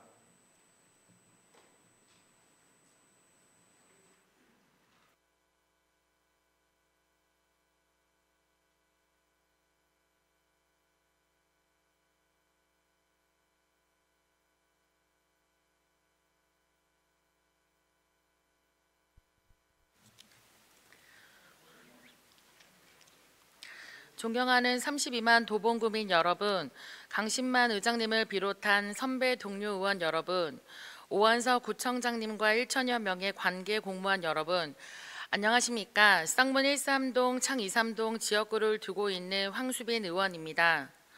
먼저 겨울철 제설 작업 관련하여 도봉구 제설 취약 구간을 점검하고 도로 열선 시스템 추가 도입에 대하여 구정 질문을 하고자 합니다. 최근 안전이 정책에 있어 화두인 만큼 안전사고가 발생하기 전 미리 예방하는 것이 중요합니다. 금년도 기상청에 따르면 기록적 한파가 예상되는 가운데 도로 결빙으로 인한 교통사고, 낙상사고 발생 위험이 높은 고갯길, 곡선길에 대한 도로 안전 대책이 필요합니다. 도로 안전관리 대책 중 하나가 바로 도로 열선 시스템 구축이라 할 수 있습니다. 2019년에 시범적으로 도로 열선이 설치된 쌍문시장 입구 주변과 쌍문동 꽃동네 인근 지역은 관내 급경사 지역으로 평소에도 사고 위험 지역이나 겨울철 강설 시 가파른 경사로로 인해 빙판 사고와 낙상 사고가 빈번하게 발생하는 지역이었습니다. 도로 열선이 설치된 이후 동절기에 구민들이 안전하게 통행할 수 있었으며 해당 사업에 대한 만족도도 높았습니다. 도봉구에서는 2019년 시범 사업으로 3개소, 2020년 6개소, 2021년도에도 창동과 쌍문동에 추가적으로 설치한 것으로 알고 있습니다. 기존 제설제인 염화칼슘은 도로의 부식과 환경오염의 원인이지만 친환경 도로 열선 시스템 경우 자동 제설 장비로 감지 센서가 온도와 습도를 자동으로 감지하여 스스로 제설이 가능하다는 장점을 가지고 있습니다. 친환경 도로 열선 시스템 추가 설치와 함께 도로관리 차원에서 제설 취약 구간에 대해서는 CCTV로 지속적인 모니터링으로 철저한 운영이 필요한 것으로 보입니다. 올 겨울 폭설과 제설 취약 지역 주민들이 안전하게 통행할 수 있는 추가 융설 시스템 설치 계획과 혹 추가하신다면 몇 개를 더 설치할 계획인지 종합적인 겨울철 안전관리 대책에 관련한 구청장님의 답변 부탁드립니다. 다음 두 번째 질문으로는 우리 창림초등학교 인근 통학환경 개선 대책에 관한 질문입니다. 창림초등학교 후문은 주변 아파트와 주택가와 인접해 있고 학원가들도 밀접해 있어 학생들 대부분이 후문을 통해 등하교하고 있습니다. 아시다시피 여러 동료 의원분들께서 문제를 지적하셨지만 창림 초등학교 후문 바로 옆에서 자동차 공업사가 운영되어 있어 수리 차량이 들어 나가는 입구와 후문 통학로가 가까워 교통 사각지대에 놓여 있고 후문 앞 버스 노선과 좁은 통학로 등으로 등하교 시 학생들의 안전사고가 우려되는 상황입니다. 또한 자동차 공업사 성격상 소음과 매연이 발생하게 되는데 이는 환경상 문제일 뿐 아니라 아이들의 건강에도 유해한 영향을 미칠 수 있습니다. 해당 부서에서는 이러한 문제를 해결하고 안전한 통학로 확보 및 교육 환경 개선을 위해 도시계획 시설 공공공지 결정 절차를 진행해 왔으나 올해 6월 도시계획위원회 심의에서 현장 방문 이후 재심하기로 보류하고 12월에 도시계획위원회 심의에서 재상정할 예정이라고 알고 있습니다.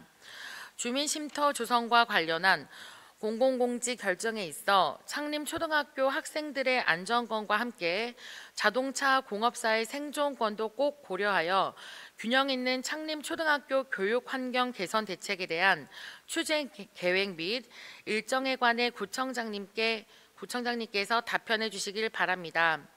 안전사고는 생활 속 위험 요인의 사전 예방 대비가 중요합니다.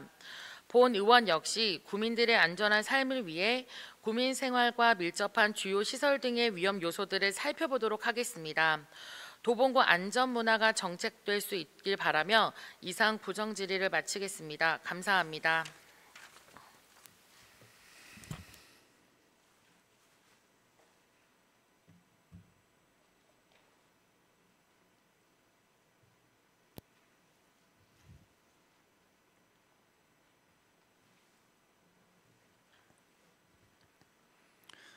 황수빈 의원님 구정질문 하시느라고 수고하셨습니다.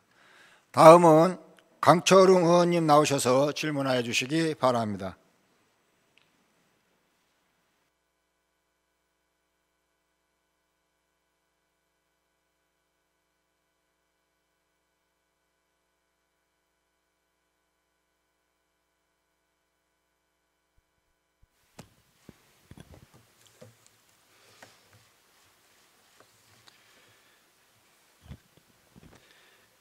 존경하는 31만 도봉구민 여러분, 강신만 의장님을 비롯한 선배 동료 의원 여러분, 그리고 오원석 구청장님과 일처녀 공직자 여러분 안녕하십니까? 장 145동 출신 강철웅 의원입니다. 2022년을 마무리하는 12월 도봉구의회 마지막 정례회에서 구정 질문을 하게 됨을 뜻깊게 생각합니다. 2022년을 보내고 2023년 새해를 준비하는 마지막 정례회에서 새로운 희망을 품고 더 행복한 도봉구를 만들어가고자 하는 마음으로 주민분들께 더 가까이 다가가며 처음 가졌던 마음 그대로 지역 발전을 위해 최선을 다해 의정 활동을 펼칠 것을 다시 한번 다짐하며 구정 질문을 하겠습니다. 첫 번째 질문입니다. 창사동 녹천역에서 창동역 간 1호선 방음벽 개량 공사에 대한 해결책을 촉구하고자 합니다. 청장님도 잘 아시다시피 우리 도봉구 가운데를 남북으로 가로지르며 지나고 있는 국철 1호선의 철도가 우리 도봉 구민들에게는 소음과 진동 등으로 지속적인 피해를 주고 있으며 그에 따른 민원도 끊이질 않고 있는 시설입니다. 그런데 이런 국철 1호선 철도와 관련된 시설 문제로 지난 2년여간 넘는 기간 동안 창사동 주민들에게 고통을 주고 있기에 이에 대한 해결책을 촉구하는 구정 질문을 하고자 합니다. 현재 창사동 주공 18, 19단지와 동아아파트는 1호선 철로변과 불과 10여 미터도 떨어지지 않아 열차 소음을 조금이나 줄이기 위해 1996년 LH는 철도와 아파트 사이에 방음벽을 설치하였습니다. 그 이후 방음벽은 25년여간 지속적인 열차 풍압, 강풍 등으로 상당 부분이 훼손되어 방음 성능도 현저히 저하되었고 더욱이 방음벽 차음판이 인체에 유해한 성면으로 제조되어 있어 교체 공사가 절실히 필요한 실정입니다. 그렇기에 주민들의 지속적인 문제 제기와 국회의원실을 통해 한국철도공사의 방음벽 교체 필요성이 전달되어 왔습니다. 이런 주민들의 노력 결과 국가철도공단의 방음벽 설치 중기 계획이 세워졌고 이에 따라 창사동 녹천역에서 창동역 구간 682m에 대해 2020년 3월 시공사가 선정되고 8월부터 기존 방음벽 철거를 위한 기초 기둥을 세우기 위해 천공 작업이 시작되었습니다. 그리고 본격적인 방음벽 교체 공사를 위해 해당 아파트 3개 단지의 동의를 얻어 지난 2021년 6월 가림막 공사를 시작으로 철거 작업을 시작하였고, 공사 계획대로라면 2021년 10월이면 방음벽 교체가 마무리되었어야 합니다. 그런데 이 방음벽 공사가 해를 넘기더니 2년여가 지난 현재까지도 해결 기미가 보이지 않은 채 공사를 중단한 모습 그대로 흉물스럽게 자리 잡고 있습니다. 주민들은 철도 소음으로 인한 피해를 조금이나마 줄이고 성면 차원벽의 유해성을 해소하고자 공사에 적극 협조하였는데, 현재는 더 심한 고통을 받고 있는 상황이 되어버렸습니다. 공사를 추진하는 과정 중 도봉구청에서 철도공단의 철도 부지로 방음벽을 이전 설치해 줄 것을 요구하는 과정에서 완충 녹지 및 기존 방음벽이 세워진 위치가 철도공사 땅이 아닌 서울시 등으로 이미 이전된 부지임을 확인하게 되었고, 방음벽 시설 또한 LH공사가 설치 이후 서울시 등으로 이관한 것이라 유지관리 주체가 철도공단 자신들이 아니니 2021년 7월 방음벽 개량 공사를 전면 중지한다는 통보로 현재까지 공사 중단 상태로 방치되어 있습니다. 이후 도봉구청, 철도공단, LH공사는 여러 차례 만남을 가졌지만 이 세 기관 모두 자신들의 관할 사항이 아니라는 이유를 들어 서로에게 책임을 묻기만 하며 공사 중단으로 인한 주민들의 피해에 대해서는 1년여간 아무런 대책을 마련해 주지 않고 지속되어 왔습니다.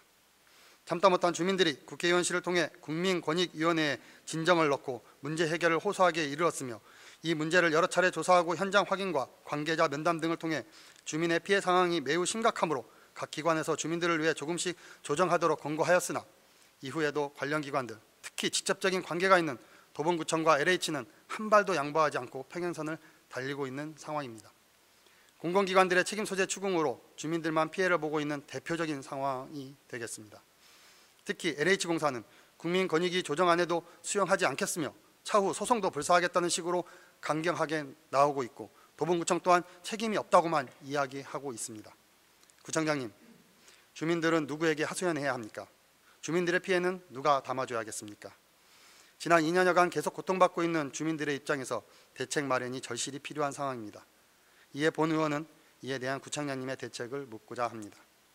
소송도 불사하겠다는 공공기관이나 책임 소재가 가려졌으니 우리 소관이 아니라고 버티는 기관이나 모두 똑같다고 생각합니다.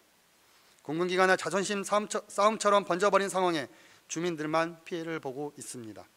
그렇기에 본 의원은 제안을 하고자 합니다. 공사에 필요한 재원을 마련하여 우선 우리 도봉구청에서라도 공사를 하루빨리 마무리하여 주민들의 고통을 해소해야 하겠습니다. 필요한 재원을 위한 노력에 본 의원과 우리 도봉구의회도 함께하겠습니다. 중앙정부의 재원을 확보하는 방법도, 서울시 재원을 확보하는 방법도 우리 도봉구의 재원으로 해결하든지 이런 방법들을 함께 노력하여 주민들의 고통부터 해결할 수 있도록 해야 하겠습니다. 그리고 그 이후에 소송을 통해서든 협의를 통해서든 책임 소재를 분명히 하며 구상권이든 손해배상이든 책임을 물어야 되지 않겠습니까? 이에 대한 구청장님의 생각을 답변해 주시기 바랍니다.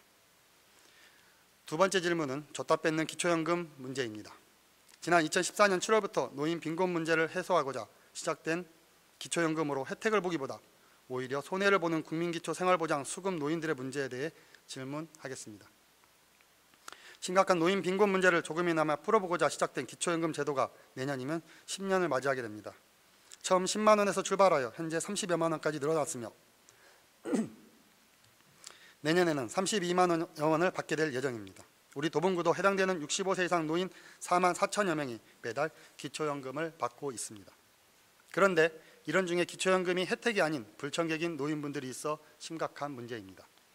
현재 매월 25일 소득 하위 70%의 노인에게 30여만 원의 기초연금을 지급하고 있습니다. 그런데 소득 하위 70% 중 최빈곤층인 국민기초생활보장 수급자 노인들에겐 이 기초연금이 소득 인정액으로 계산되어 다음 달 20일에 지급되는 수급비에서 30여만 원이 삭감되고 지급됩니다. 이걸 복지계에서는 줬다 뺏는 기초연금이라고 이야기하고 있습니다. 이 줬다 뺏는 기초연금 수급자에 해당되는 인원이 우리 도봉구에도 21년 기준 4,778명이나 되었으며 14억 3,300여만 원이 생계급여에서 감액되었습니다. 심지어는 65세 이상 기초생활보장 수급자 중에서 기초연금을 받게 되면서 기초생활보장 수급자에서 탈락되기까지 하는 노인이 처음에는 70여 명에서 매년 30여 명 안팎으로 늘어나고 있는 상황이고, 기초연금이 인상되면 될수록 탈락자는 더 늘어나게 될 것입니다. 그렇기에 기초연금을 신청조차 하지 않는 대상 노인도 상당수 있는 것으로 파악되고 있습니다.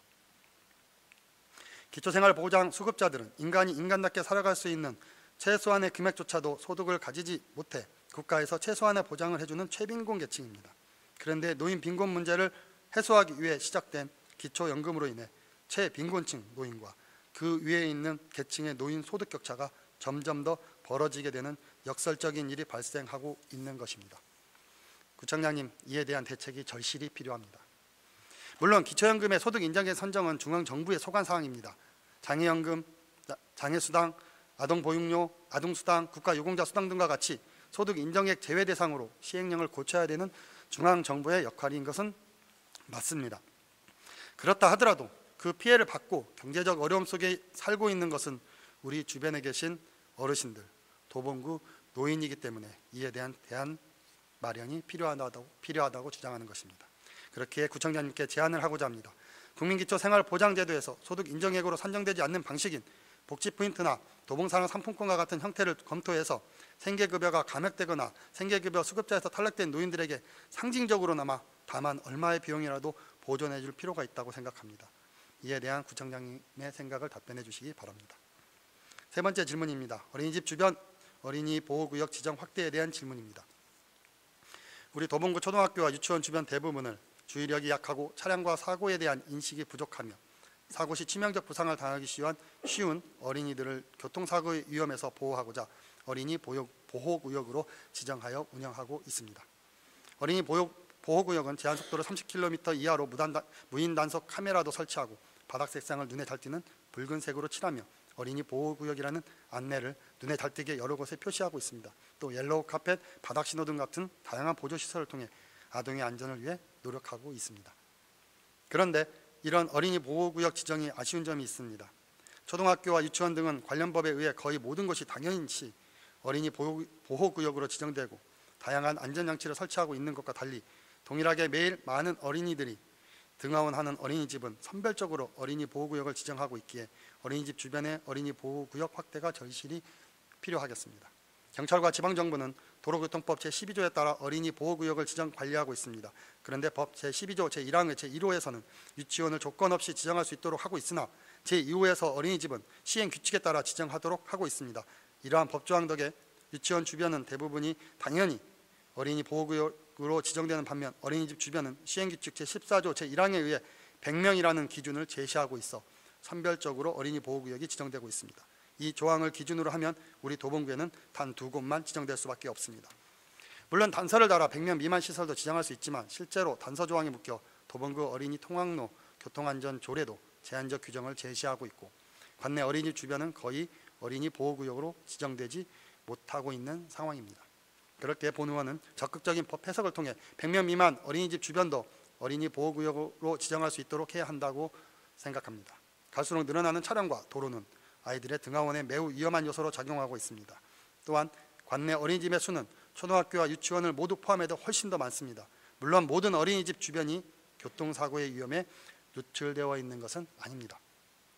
그렇지만 상당수 차량 통행이 빈번하고 교통사고의 위험이 높은 곳에서조차 어린이 보호구역으로 지정되지 못해 안전시설물을 제대로 설치하지 못하고 있는 게 현실입니다.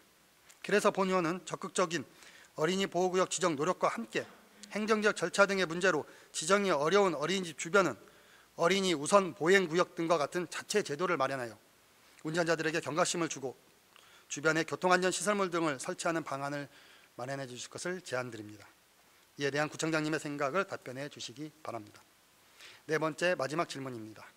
관내 합법적으로 거주하고 있는 외국 국적 아동에 대한 보육료 지원에 대한 질문입니다. 어린이집은 아동의 보육 및 교육을 통해 건강한 사회 구성원으로 성장시키기 위해 설립된 공공기관입니다. 실제 아동 보육 및 교육 현장에서는 보육의 기능을 더 강조하느냐, 교육의 기능을 좀 더 강조하느냐의 차이가 있을 뿐 어린이집과 유치원의 기능과 역할을 거의 동일시하고 있습니다.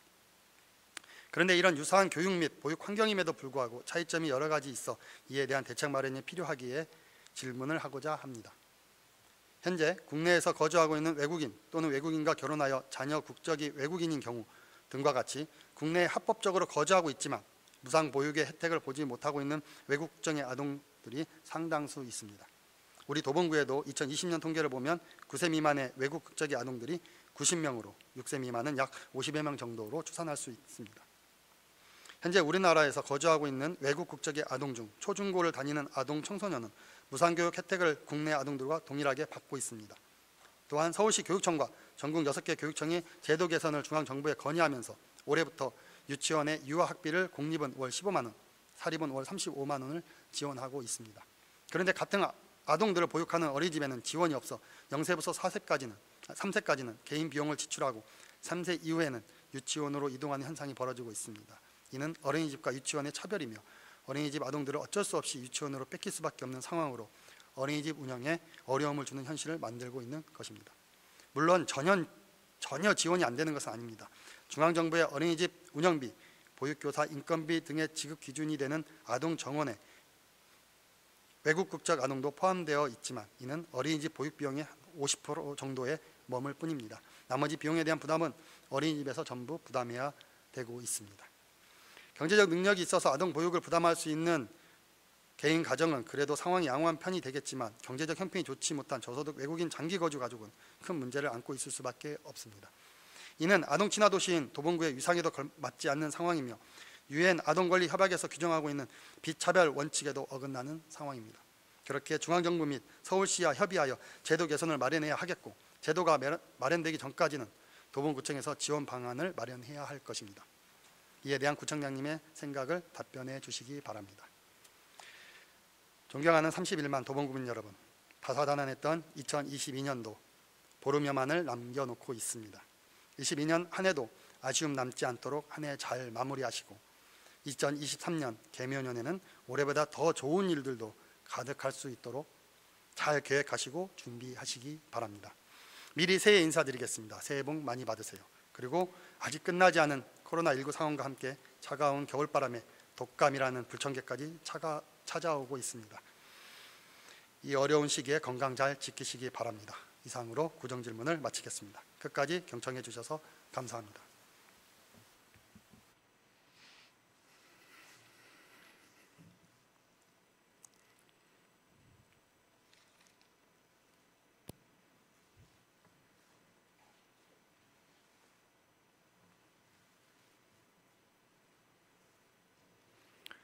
강철웅 의원님, 구정질문 하시느라고 수고하셨습니다. 마지막으로 이태용 의원님 나오셔서 질문하여 주시기 바랍니다.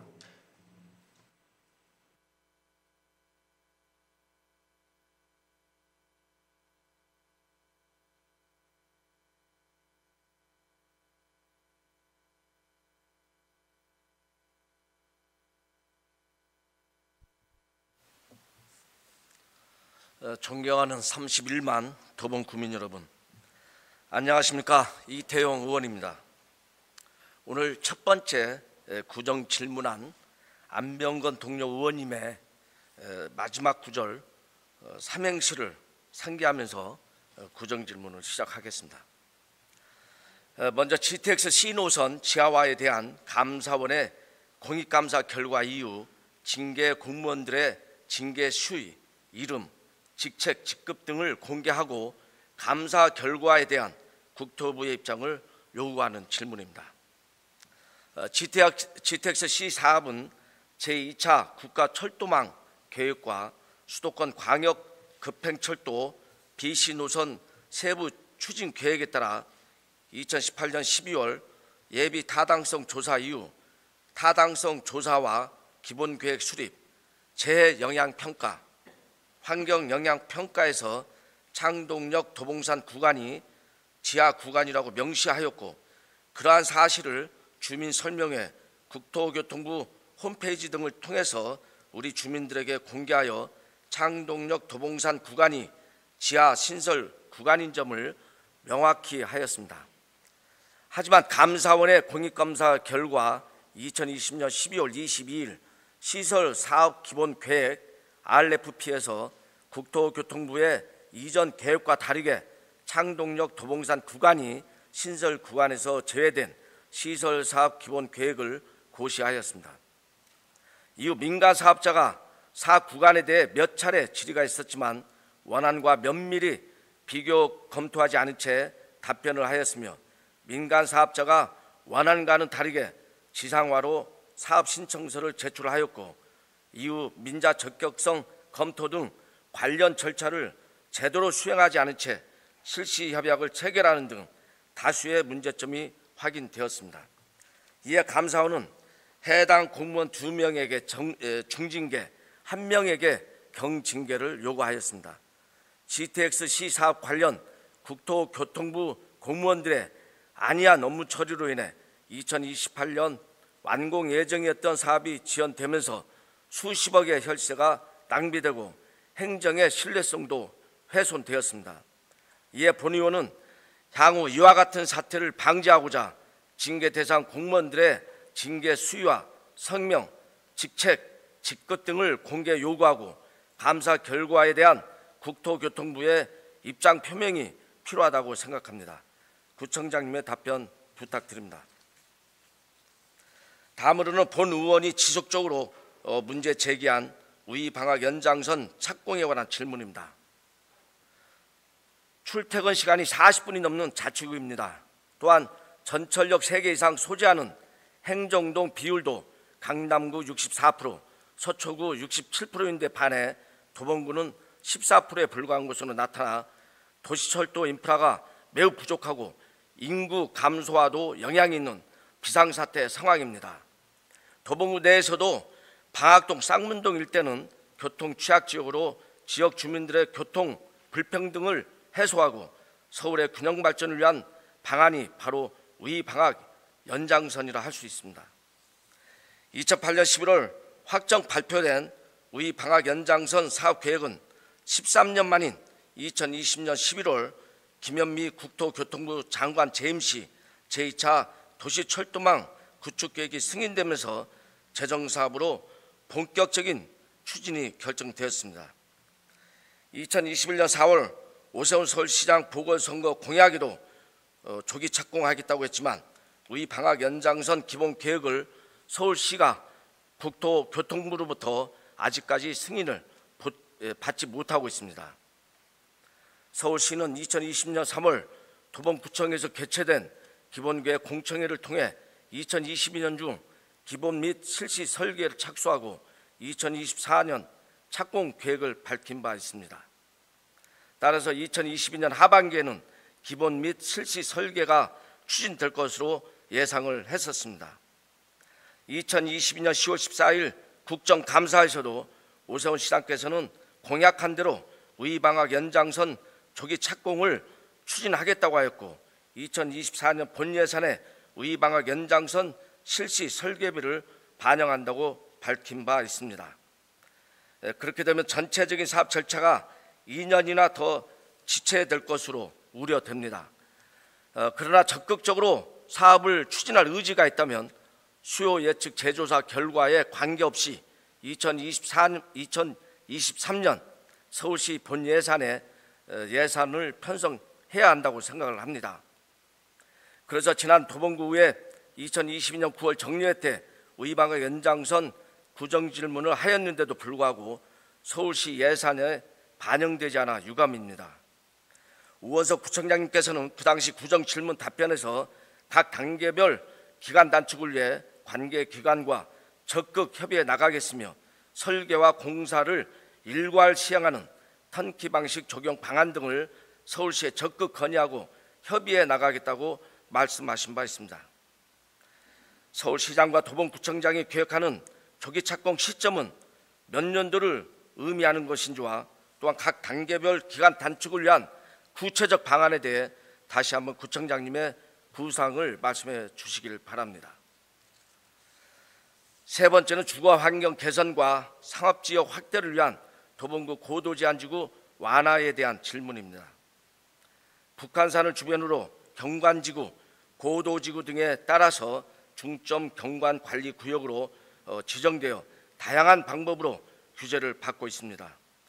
우리 관내 고도제한지구 지역은 도봉 1동, 방학 2, 3동, 쌍문 1동 일대로 1990년 12월 약 116만 제곱미터 규모가 고도제한 지구로 묶여 규제를 받고 있으며 2014년 3월에 고도제한 지구 일부가 완화되어 5층 제한은 폐지되고 20m 이하 규제는 아직 남아 있습니다.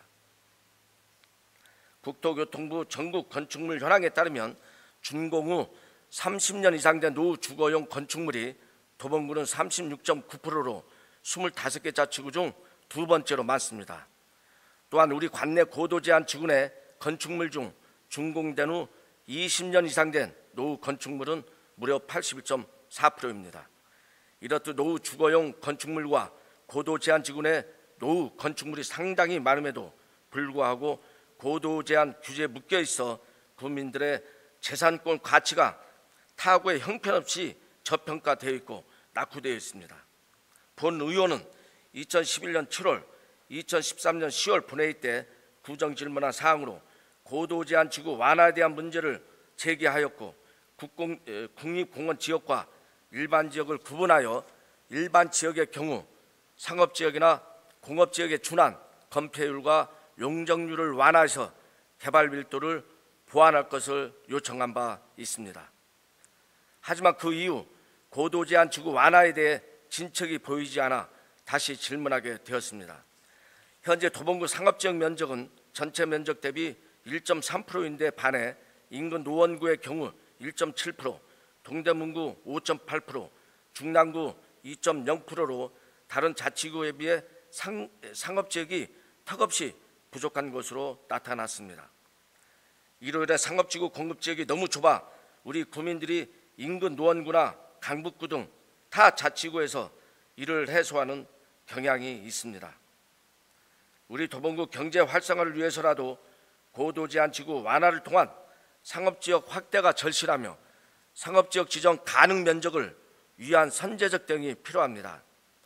서울시는 2022년 6월 2040 서울플랜 서울도시기본계획 공청회에서 고도지구 완화 여부를 경쟁력 제고 차원에서 충분한 검토를 하겠다고 밝혔습니다. 이에 중구청은 서울시에 남산 고도 제한 지구를 완화해달라고 요구할 근거를 마련하기 위한 작업에 착수했다고 하며 서울시는 구청 차원의 협의 요청이 온다면 긍정적으로 검토하겠다는 입장을 언론을 통해 밝혀왔습니다.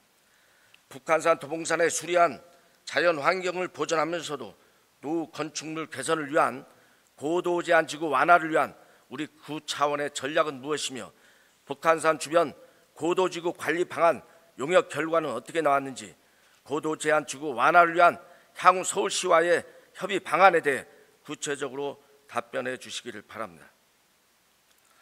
네 번째로 방학 이동 일대 주차난 완화를 위한 영신교회 부지를 포함한 방학동 661의 2등 네 필지 내 공영 주차장 확보에 관한 질문입니다.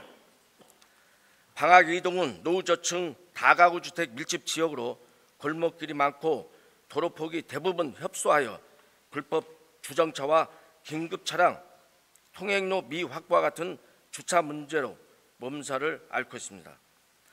지금도 방학동 661-2 부근 야간 시간 같은 경우 반경 300m 내에 거의 450대의 불법 주차가 이루어지고 있는 상황입니다. 다시 말씀드리면 양쪽 도로에 주차장화 되어 있습니다. 그렇기 때문에 주변 노후주택 부지를 매입하여 공영주차장 확보가 절실한 상황입니다. 방학동 661-2 등 네 필지에 대해서는 3, 4년 전부터 주민을 위한 주차장과 인근 도쿄시장 활성화 측면에서 조성 개혁을 세워 추진해 왔지만 종교시설과 그 주변 사유지의 부지 매각 반대로 주차장 조성이 계속 지연되고 있습니다. 최근 부동산 가격의 급등으로 부지 소유주와 구청 간 간극이 있을 것으로 인정하지만 감정평가를 통해서 다시 한번 소유주와의 원만한 합의를 통해 부지를 최대한 빨리 매입할 수 있도록 방안을 강구해야 합니다. 방학 이동 인근 주차난을 해소하고 인근 도깨비시장 활성화에도 꼭 필요한 공영주차장 조성 관련하여 향후 어떤 계획을 가지고 계시는지 구체적인 답변 부탁드립니다.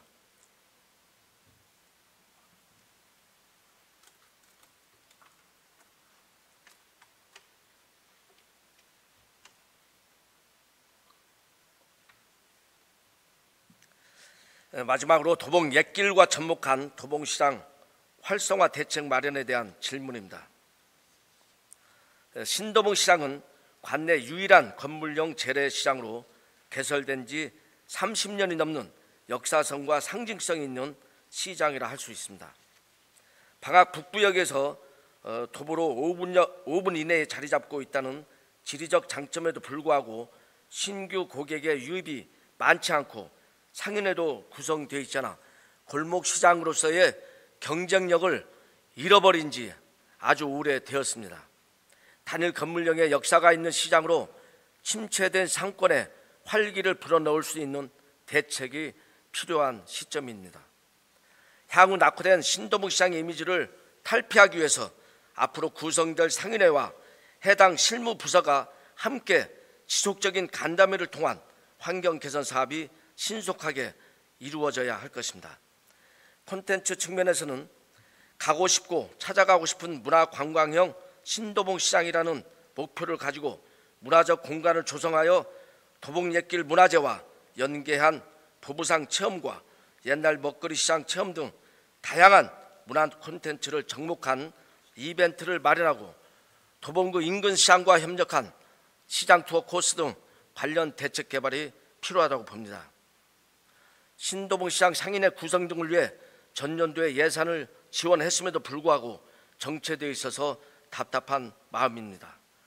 시장 환경 개선 사업과 브랜드 발굴을 포함한 신도봉시장 활성화 계획 용역 결과에 대한 답변을 부탁드리고 신도봉시장 일대 전통시장 구역 확장과 상점과 활성화 대책에 대한 구청장님의 구상과 추진 계획을 듣고자 합니다.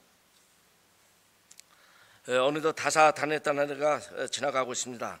행복하고 건강한 연말연시가 되길 바라며 다가오는 새해는 모든 소망이 이루어지는 행복하고 즐거운 한 해가 되길 기원합니다. 이상으로 구정 질문을 마치겠습니다. 끝까지 경청해 주셔서 감사합니다. 고맙습니다.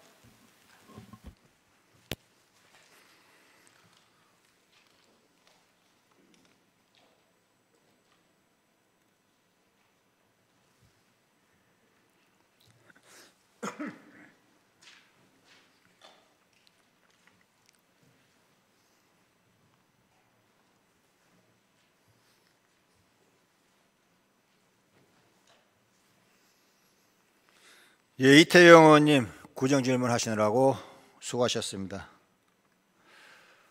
의원 여러분 그리고 구청장님을 비롯한 관계 공무원 여러분 장시간 수고 많이 하셨습니다.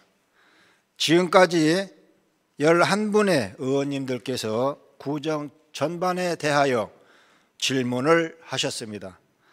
집행부는 제3차 본회의 답변 시 최선을 다해 성심성의껏 답변하여 주시기 바랍니다. 이상으로 오늘의 의사 일정을 마치겠습니다. 다음 제3차 본회의는 12월 13일 오전 10시에 개의하도록 하겠습니다. 사내를 선포합니다.